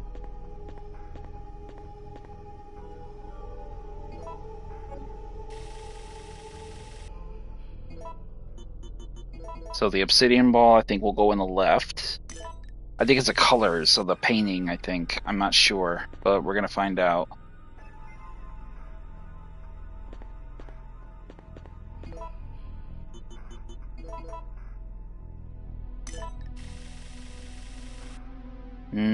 That's not it either. This is a bit of a tricky puzzle. I remember having a hard time trying to get this right in the first order, and it was always kind of a bit of a pain in the ass because it was kind of hit and miss depending on how you did it. So let me try the amber ball over here. See what we get there.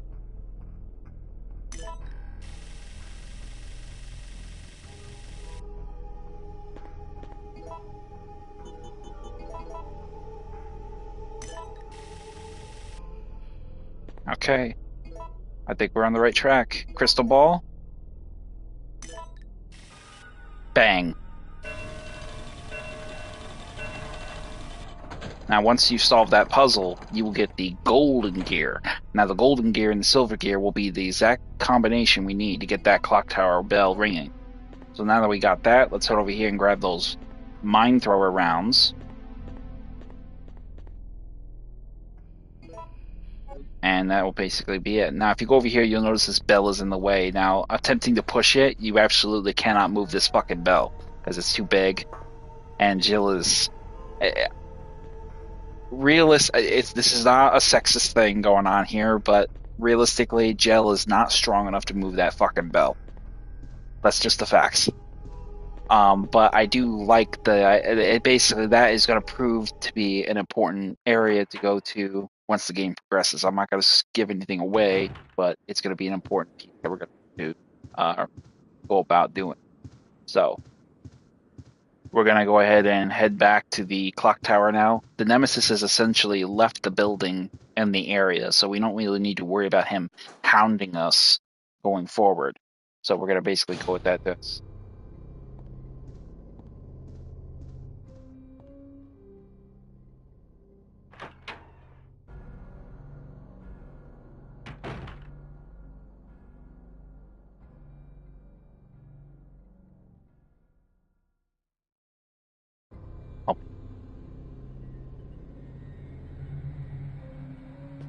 So once we get out here, we're going to head up the stairs and get ourselves into this area.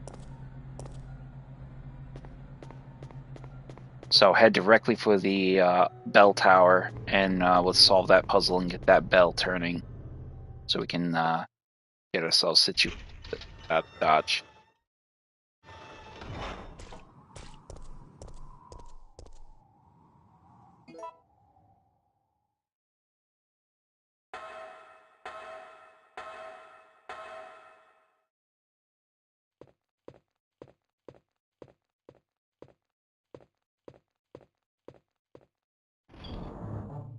So once you get up here, get inside there and get open the silver gear.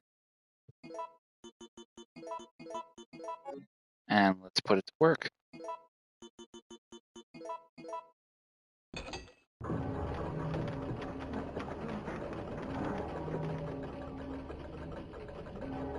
And that will get the bell ringing, and then we can get on with the rest of our work. We're not going to need the grenades. Actually, we will not take the grenades in that question quite yet. But we will take the mine thrower and the mine thrower rounds. And I think probably one of the first aid items. Now, the mine thrower is going to be an important bit because we're going to use that to our advantage to put a hurt on Nemesis. We're essentially going to have to fight him because he will essentially know that we're trying to get out of here, and he will try to stop us. So once you get everything situated to what you need, if you have to, save your game. I'm not going to. I'm living dangerously right now, so I'm not going to save my game. But we are going to have our mine thrower ready and get ready to use this thing.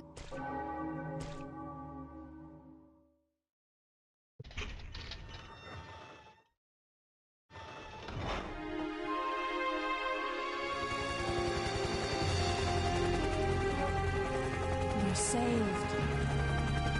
Down here!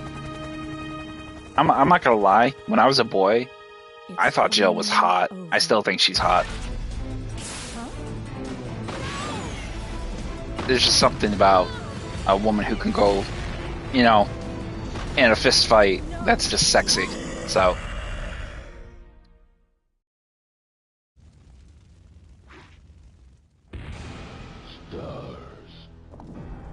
you can see why I want to get rid of that rocket launcher. That thing actually does 30% more damage than his original normal small size rocket launchers. And then here comes Carlos saving the day. He's got his balls back.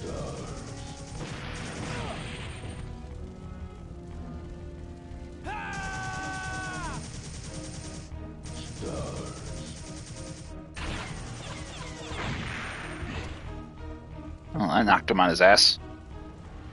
But it also knocked him on his ass too. Now at this point, the Nemesis doesn't have access to his rocket launcher, and he took a big fucking hit of damage, and it actually ruined his coat.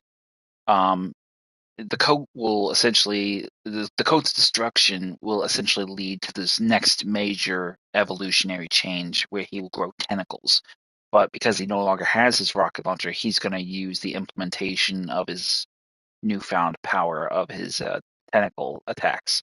Obviously, you saw him strike Jill. He has infected her with a variant of the T virus. This is essentially in the story arc and in the Resident Evil universe how Jill gets infected with the virus from the start, specifically from the events with her encounter with the Nemesis. But once Carlos is passed out, Big Boy will get up looking to finish the job.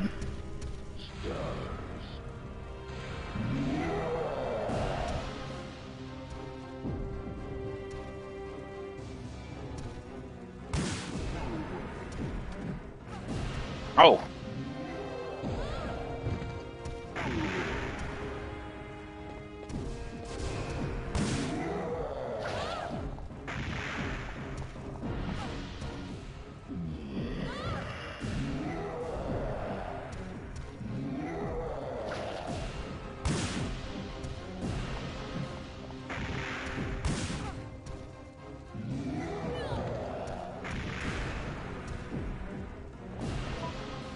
Obviously, you want to be mindful because you can't really see your status, so you're kind of infected with the virus. That's pretty evident. You want to be careful also with the damage that you receive from the mine thrower, as that is another factor of a problem that, you know, you really won't be able to really avoid.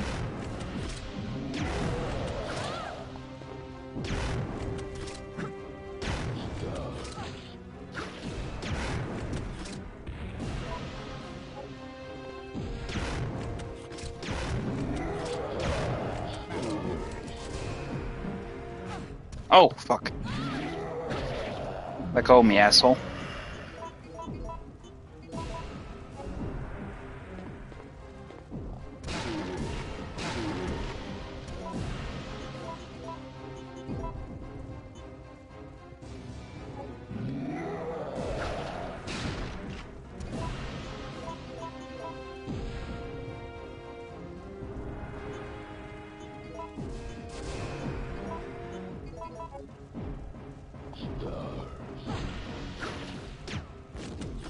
Oh, that was a fucking weird. That was a weird encounter there.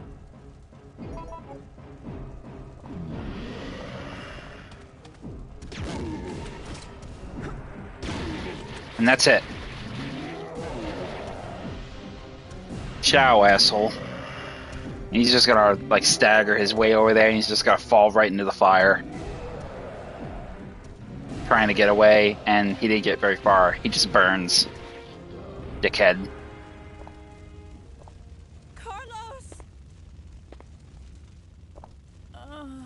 At this point, Jill will collapse from the fight, or the virus, or, you know, either or, essentially, basically, with Carlos waking up and finding her unconscious.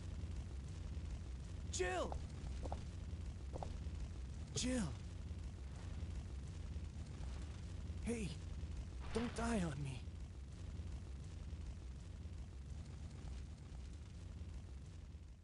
Jill! Jill! October 1st, night. I woke up to the sound of falling rain. I can't believe I'm still alive.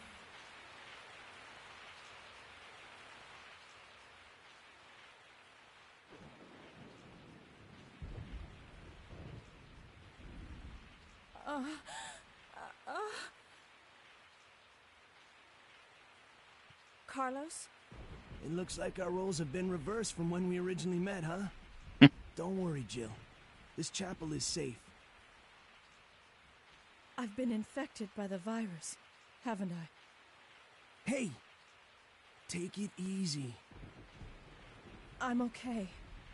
Don't feel any pain. But that's what bothers me. If I can't feel anything, then what does that mean? Don't give up, Jill. I'll take care of you. Whatever you do, don't let that virus beat you. Now, at this point, you're going to take control of Carlos to find a cure for Jill. If I turn into a zombie, don't hesitate. I want your word that you'll kill me. So, because she's infected, we need to find a cure for her. So, go ahead and open up your inventory, and we're going to immediately... First thing you're going to notice is the armament that is equipped with Carlos. Now, he will get pretty much... probably some of the... in my opinion, I love the M4. It is an awesome AR, and I really... You actually can get one. In easy, you get an M4A1 assault rifle. You actually start it with Jill.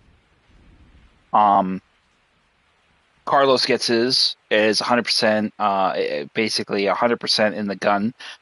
You can set it to auto and manual. Auto essentially is where he will literally hold it at his hip fire and like just spray the shit out of you.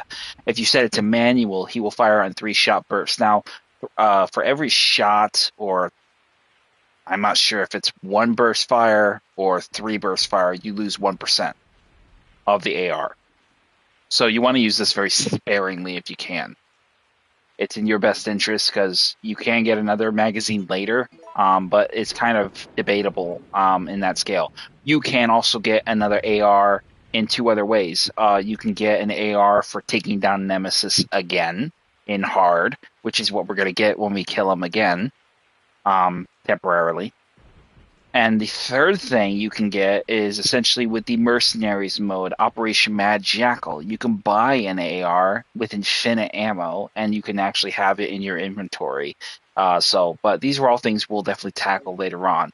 He also has his own signature secondary sidearm with the Sig Pro, essentially a Glock 6-hour. I think is what I think it looks like a 6-hour to me. It doesn't look like a Glock. It looks like a 6-hour.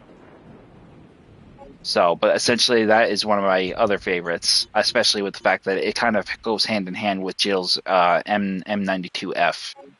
So, as soon as we get that pretty much weighted out, head over here to the storage box, and basically you will find that we don't have anything that Jill has. We just have the knife. We're going to take the knife just as a precautionary measure, and we're going to save our game.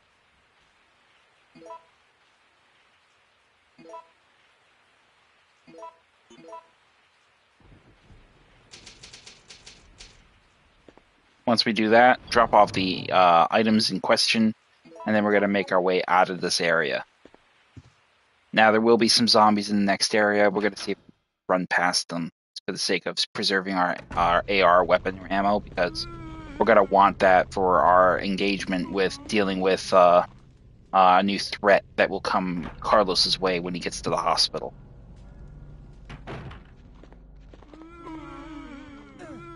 Oh, we didn't do that right. I'm trying to dodge. I'm trying to push the fucker.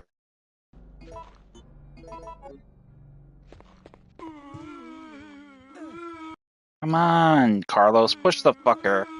There we go. That's better. Oh, come on. Carlos, you're killing me here, buddy.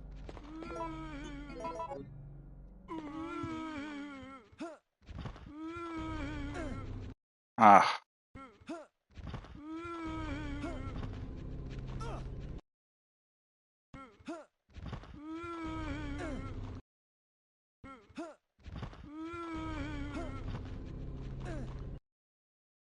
Ay, ay, ay. Fucking make them come around the table.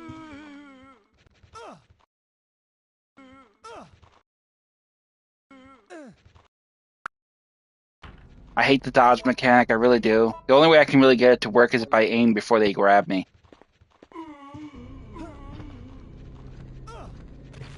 And of course there's one right there. Fucking...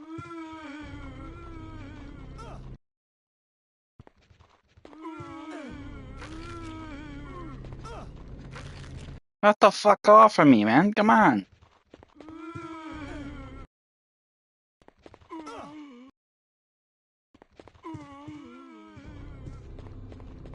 There we go. Fuck.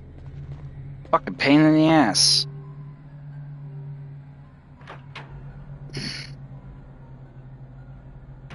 After we navigate that nonsense, we're going to come out here into this corridor, into this hall, and you'll find that the crashing of the helicopter fucked up a lot of this building. So essentially, we have lost access to the main hall, the main courtyard outside. We've lost access to the second floor, and basically that in its entirety, most of that is pretty much inaccessible now at this point going forward. And once you run into here, there's a bunch of baby spiders. We're just going to avoid them, head directly into the corridor where the spiders were, and just immediately run past them. We're not going to deal with them. We're just going to run right past them.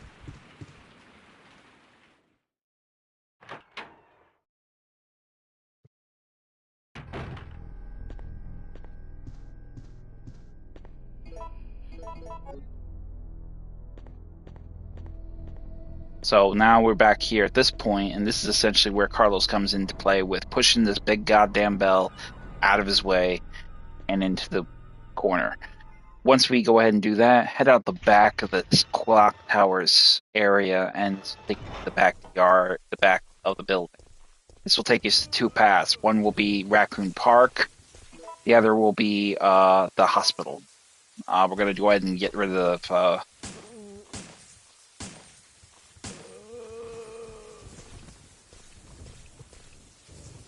wait for the zombies to approach, and then we're just going to detonate this thing and get them all out of our way.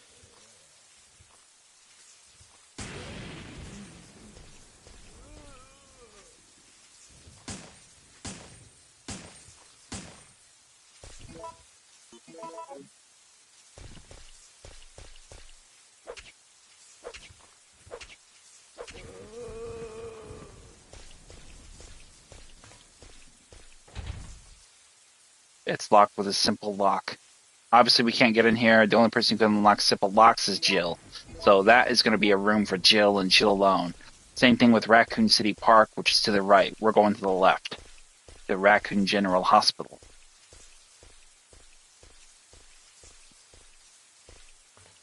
Now, upon entering the hospital, you will encounter a new type of threat in the form of hunters.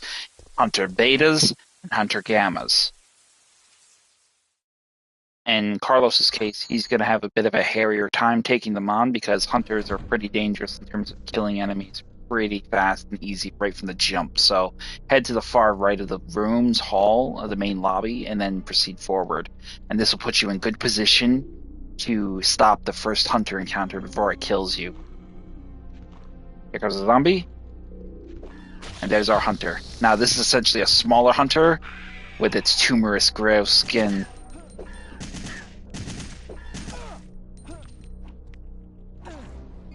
Okay, obviously this is going to be a bit hairier, so we're going to need to change our strategy a little bit. Clearly I forgot there was two hunters. I thought it was just one. So switch your AR to full auto, and we're going to need to stop these guys fast. Change our strategy a little bit. I thought maybe I could stun them and knock them down, but it doesn't look like that's happening. Especially when they're running around, and if you get two of them cornered on both sides, you're fucked. They're going to kill you.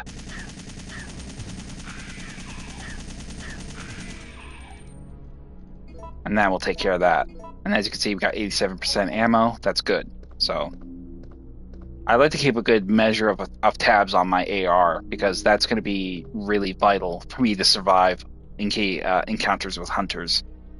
In the back, where the zombies and the hunters were, I'm a little bit perplexed how these hunters fit their tiny little asses back here, but they did.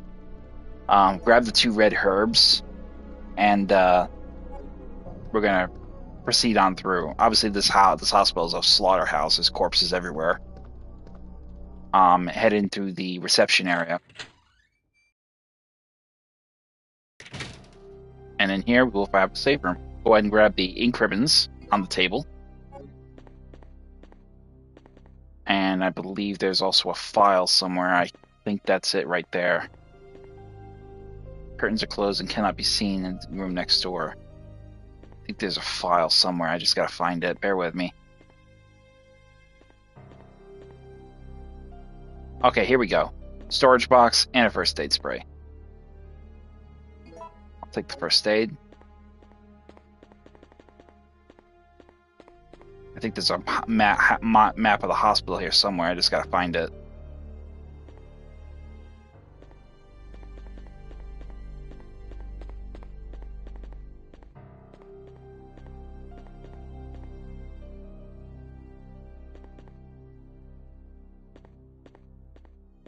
I don't think there is anything here. Okay, I guess maybe I'm wrong. We'll go ahead and put away our ink ribbon, though, and the knife. We'll go ahead and put the knife away. We don't really need to worry about the knife at this point going forward.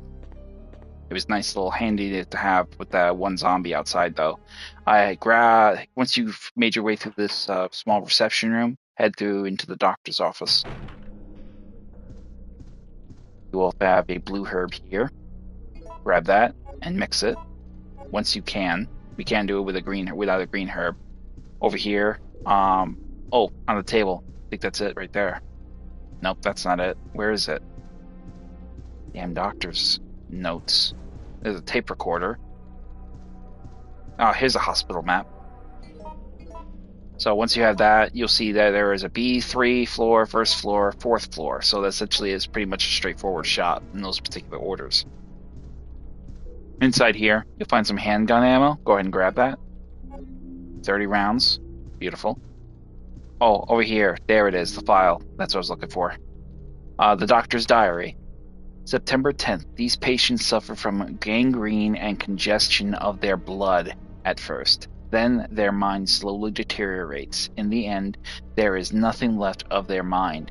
When that happens, even mercy killing seems pointless. After all, they are already dead. This disease is unlike anything I have ever witnessed. Once the patient's mind is gone, they become flesh-hungry hunger monsters and act like wild animals who are on some type of bloodlust. September 18th. Another patient has been admitted to the hospital. He is showing symptoms of the first stages of the disease at this point, but I haven't been able to sleep at all these past few days.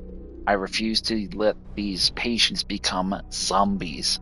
I am not just an ordinary citizen. I am a doctor. Even if I die, my clinical charts will contribute to finding a cure. September 26th. We lost most of the doctors and staff during the battle against the zombie patients.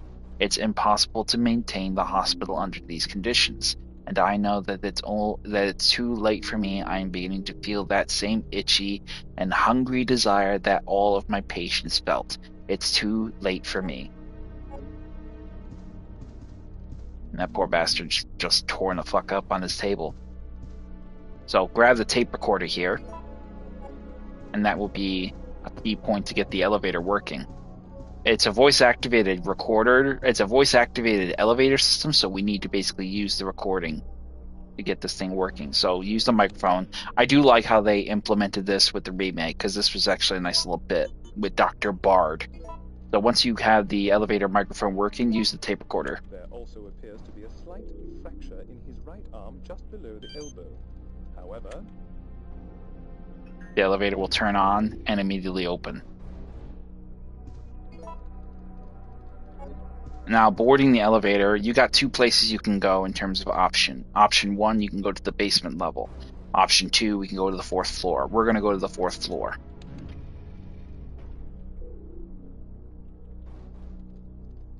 Now, depending on which floor you take, you will have an encounter with zombies either on the 4th floor of the basement or the 1st floor when you try to leave.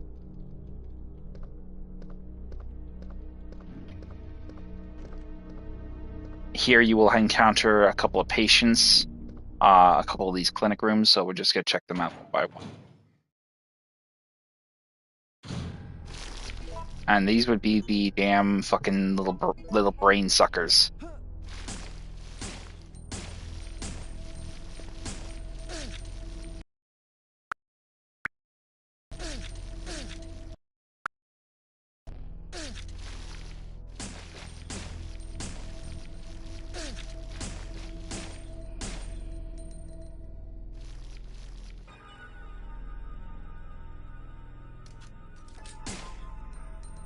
Fucking hate those things. They just they make my skin crawl. There's something about slimy things that just make my squirm. A doctor's body. He is holding a slip. The number 104 are printed on the slip. So make a note of that. And 104 is on the slip. Over here, you'll find some green herbs. Let's grab those, mix them, and then we can free up some of our inventory space a little bit here.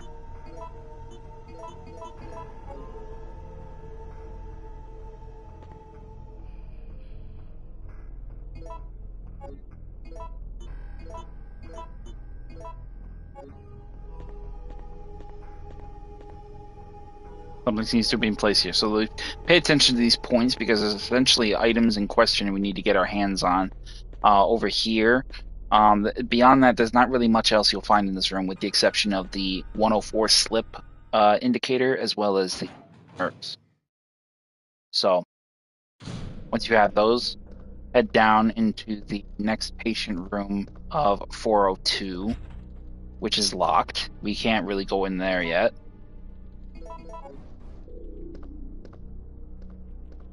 Let me go ahead and try something.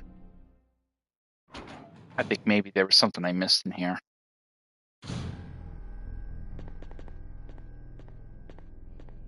No, it doesn't look like it. Okay, I just wanted to make sure because I'm thinking I gotta get. Oh, now I remember. I gotta get a key. That's what it was. So.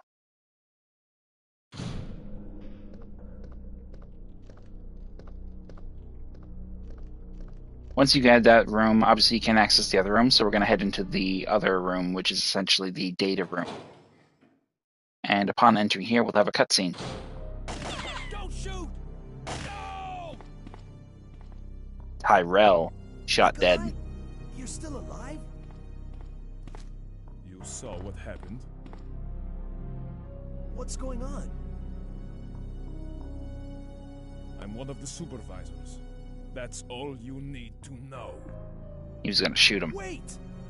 But Tyrell was ready with a grenade.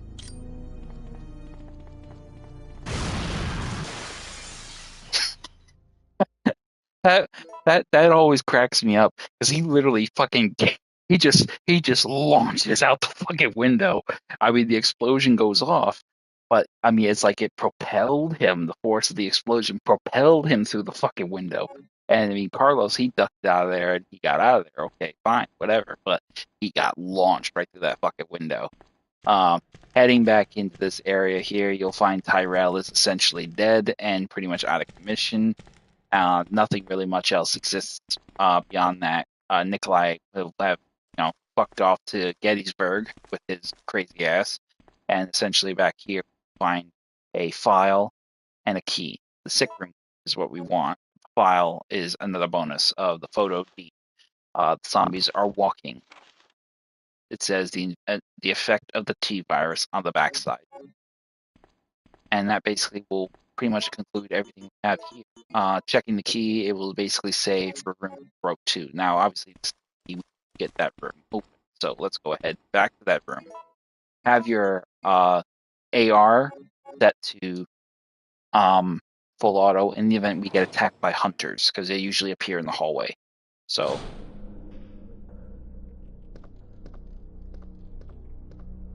if they don't attack here, they'll attack, I believe, in basement 3.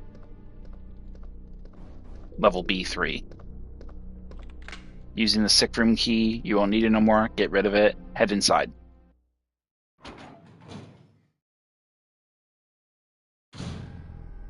Now here is the puzzle. Now the 104 slip is essentially what we want. So we need to basically get this pushed into the right place. I think we need to push it over here in the corner. That's where we need to push it. So we're going to see. It's kind of tricky, so we may get it right. There's 4 corners, there's 4 pressure plates, so we're going to be one of these pressure plates. We just got to see what we get. I think the number indicates which one, but I don't remember which one. Nope, we got shocked, so that's obviously not it. So we're going to try this next one. That's obviously not it. Okay.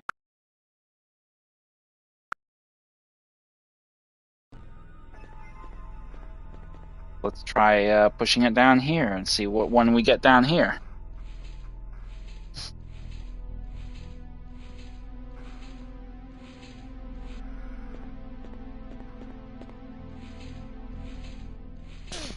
That's not it. So let's push it down into the other one. You know, 1, 2, 3. Number 4 has got to be the hat trick. So push it down, and that will open up the thing here, and that will provide us with a access key. Obviously, the slip we had was 104, so put 104. And that will open up the room, the safe, and inside the little refrigeration unit, we will find the vaccine base. We're going to need that. Now, we're going to go to the basement level 3. So head out of the room, and let's go to basement level.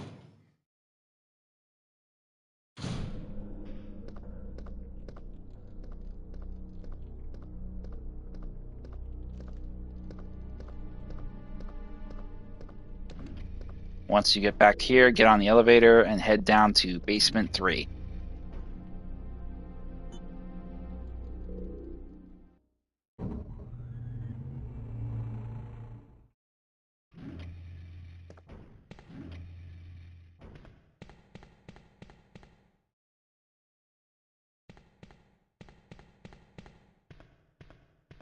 So once we get down here, you'll notice that there are no threats. We will have one eventually, but we will avoid that. Here we go. Hunters.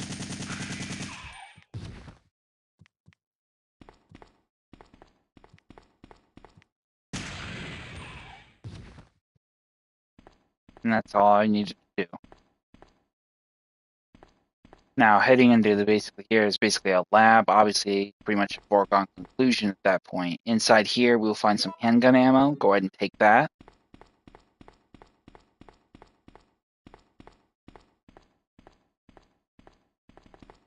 And then here, basically, this is it's sealed with a complicated lock and cannot be opened. This is actually where, if you go to B3 instead of the 4th floor, you will basically find Tyrell here, and you'll get a completely different cutscene. If Tyrell is here, he will attempt to open this thing. He will open it, but inside will be an explosive. And it'll blow up right in his face, essentially killing him right here on this very spot, as opposed to the upper floor. Up there, you'll probably run into hunters, but in this particular instance down here, in the reverse order. If you go upstairs, you'll get hunters down here. If you go downstairs, you'll get hunters up there. So that's essentially the idea. Over here, you're going to basically find a lab, high precision microscope, blah, blah, blah, experimenting on these hunter gammas, essentially probably trying to use them to make a cure. Over here, though, on the shelf, you will find the vaccine base, the medium base. We're going to need that, so we'll take that. Over here, file, medical instruction manual, Umbrella Medical Services North American Division, Douglas Rover.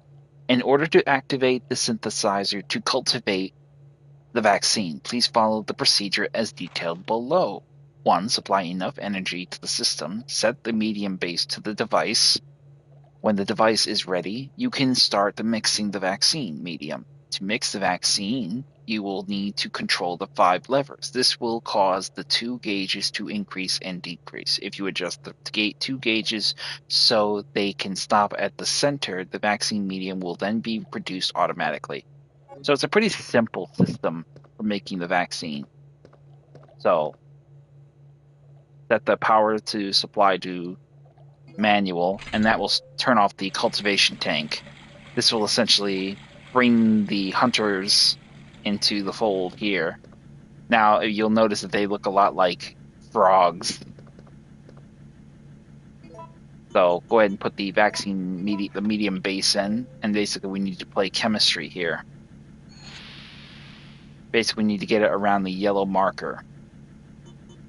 So we want to adjust the 2 ones there, and then you want to go to the below part and adjust B. I think that will complete it. Nope, not quite. Let's try A.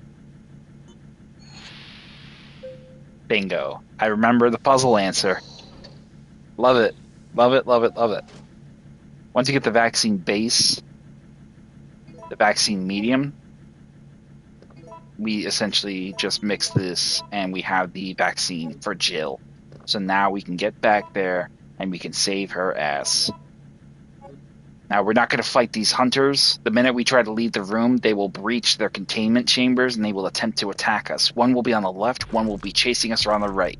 We're just going to run right the fuck out of the room.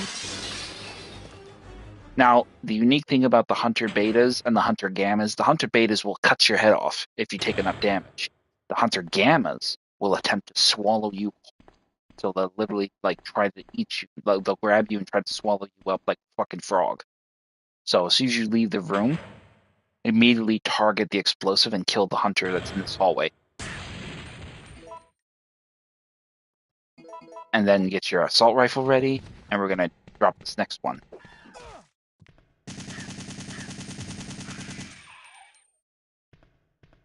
And now we'll take care of that.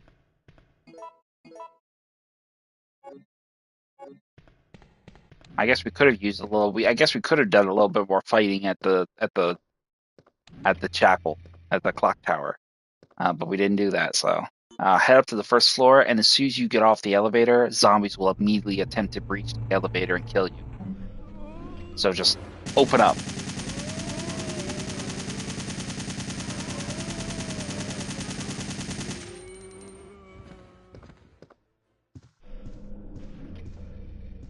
Now, upon leaving the hospital's the doctor's office, you will have a very fleeting moment to get your bearings, as you have a couple of seconds to get out of the hospital, following a attempt from Nikolai to kill by destroying the hospital.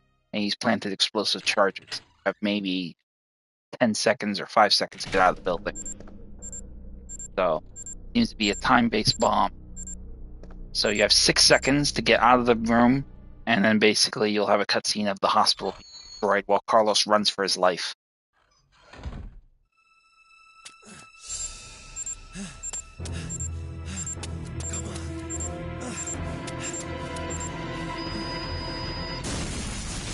I mean, I'm sorry, Nikolai, that was a little extra. I mean, you went through all that trouble to kill Carlos. That was just extra as hell. And more importantly, how does he even know basic demolitions drop a hospital?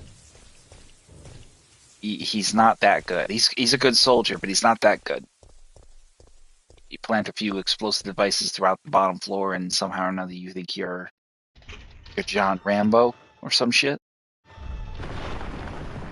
Now, upon entering this room, you will find that the Nemesis is aware that you have the vaccine and will attempt to stop you. So as you can see, he has crashed through the roof and is basically stalking you. Stomping around above you, looking to take a piece of your ass.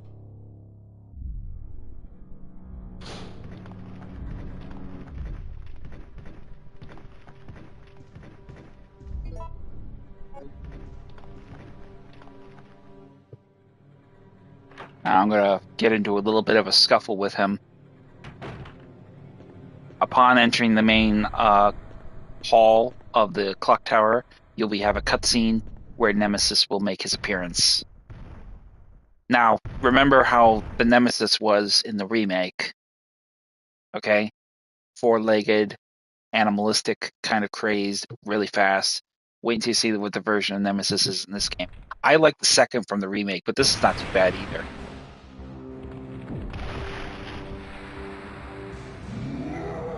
He's essentially grown tentacles and appendages in a multitude of ways.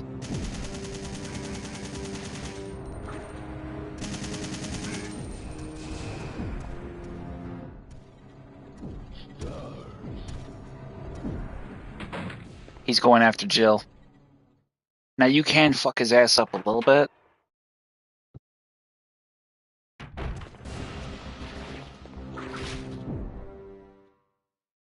We're just gonna go right to Jill.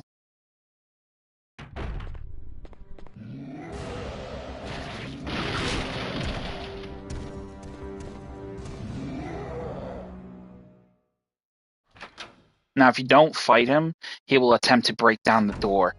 During the engagement with Carlos, if he does successfully break the door, and you will visibly see the door take more damage, cracking more and more and more. And if he does do enough damage and the door breaks, he will kill Jill, and it will be game over. So, if you haven't put him down by then, you really got to do it then. If not, just get right into the chapel. You can take him down as Carlos, but you get a completely different dialogue with Jill between the Nemesis and Nikolai. So you essentially, if you don't take out the Nemesis with Carlos, he'll essentially just go on with Jill about the Nemesis. He just doesn't give up, blah, blah, blah. If you do take out the Nemesis temporarily, he will recinerate to the fact of Nikolai basically being bad news. And they'll get into a dialogue about, why is he doing this? What is he after? Blah, blah, blah.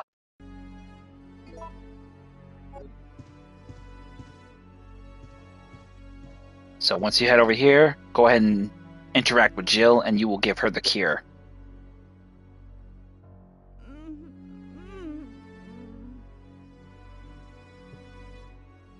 Hey, are you okay? Yes, barely. What's going on? No way! That monster just doesn't give up! What? I thought we killed that thing! No, it's been waiting for you! He's playing with us. Carlos, do you think that it's unstoppable? No, I don't think so. I'm sorry, Jill, but I've got to go take care of a few things. Oh, and... What things you gotta take care of? Nikolai is still alive. Nikolai? Are you sure? You wanna stay and help me fight this fucking thing? I don't know how, but I do know that he is our enemy. Remember, don't trust him.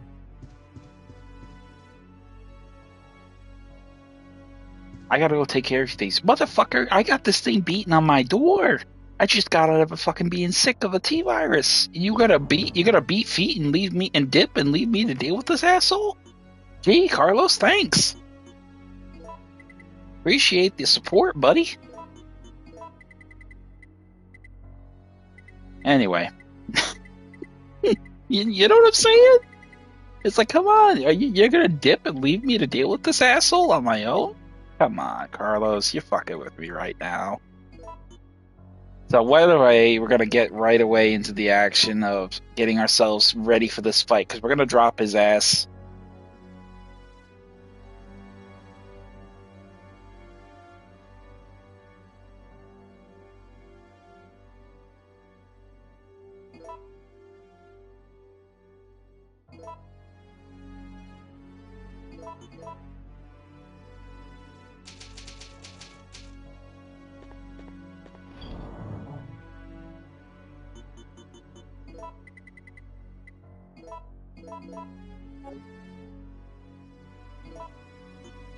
I'm just getting myself. I'm trying to think strategy-wise. So we're gonna pretty much go right into this fight with the grenade launchers, remaining shells, the mine thrower, and the M37. And this is basically what we're gonna run with for the time being.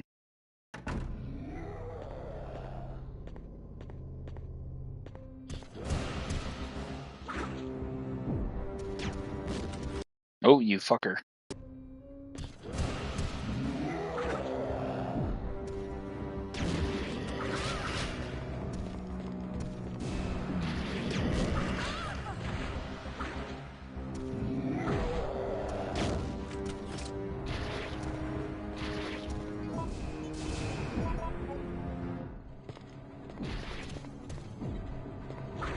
If you're not careful, he will grab you, at which point that will do a lot of damage. If you like this, basically just grabbing you and throwing you like a fucking rag potato.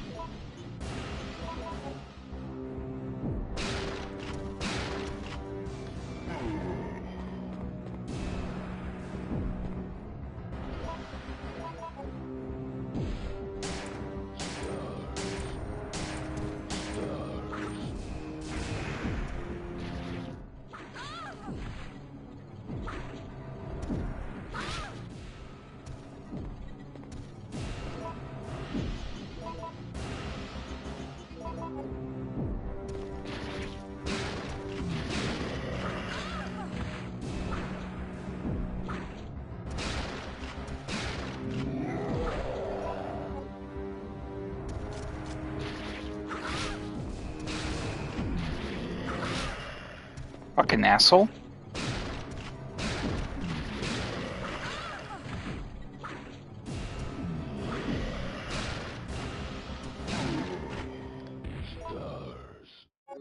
And with that one being dead, he will drop us an assault rifle. And that will basically be the candy apple of our action. If you notice over here, I ran over here because I actually missed him with a mine that I fired.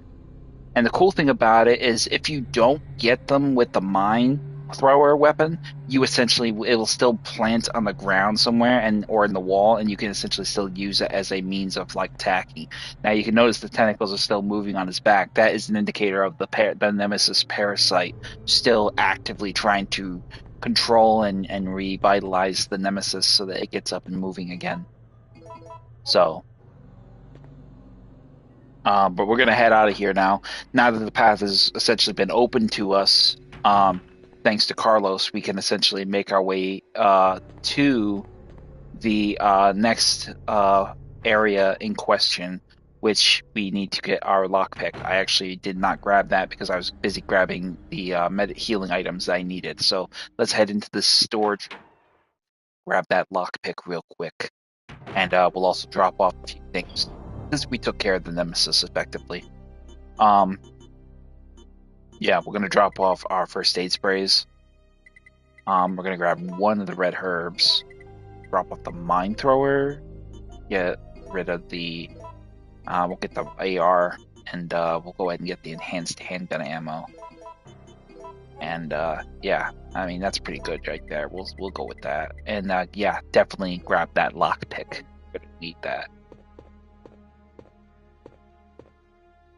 And we're coming up on the tail end of a 2-hour and 22-minute play, so I think we're gonna stop the stream as soon as we get to that that simple locked door guard room or save room, whatever you want to call it, because we're gonna be heading to Raccoon Central. We're gonna be in Raccoon City Park. That's the next destination with Jill. It's October 1st, and essentially by October 2nd, the following morning, New Raccoon City was destroyed by a new strike.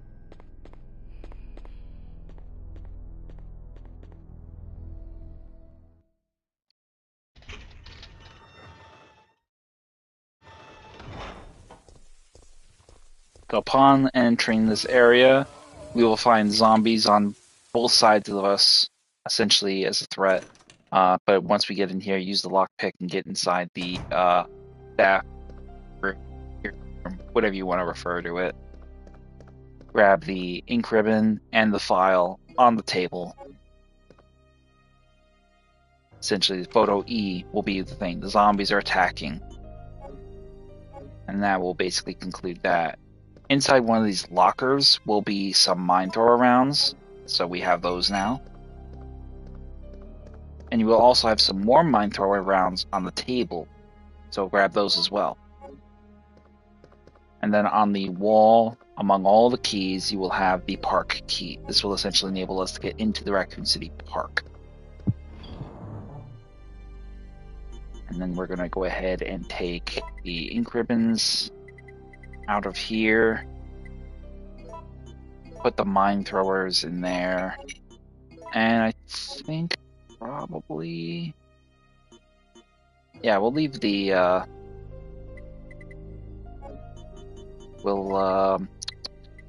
I don't know. Probably save the game. Yeah, just save the game. Just call the ball. We'll pick up on that another day, and then we'll probably be able to wrap up this game. I mean, this has just been so fun. It's just I'm really excited to unlock the mercenaries mode because I'm definitely gonna be playing that and getting some of the bonus weapons unlocked. So go ahead and save your game, and we will pretty much conclude it there with our next entry going into the park. And that is going to take the top of our live stream of part 2 with Resident Evil 3. We essentially have made our way to the clock tower. We obviously see how that went completely pear-shaped, and essentially pretty much put ourselves on the path to the prospects of whatever possible other events that would unfold following the clock tower, essentially getting to the hospital, getting the vaccine for Jill, fighting the Nemesis and nearly killing him on an innumerable number of occasions, and essentially still having this big bastard pursuing us like a tax collector that doesn't seem to take no for an answer.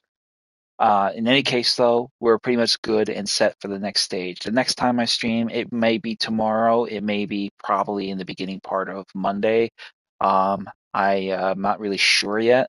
I need to work out the details about what I'm going to stream next before I even think about pulling the plug on that thing. And then, of course, obviously, I'm still playing Division 2 with their new season event.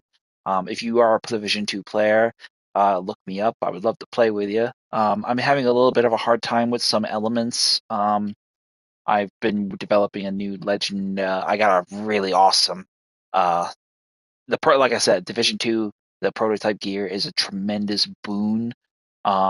Specifically because it allowed me to enhance my already existingly powerful weaponry to next level proportions of power.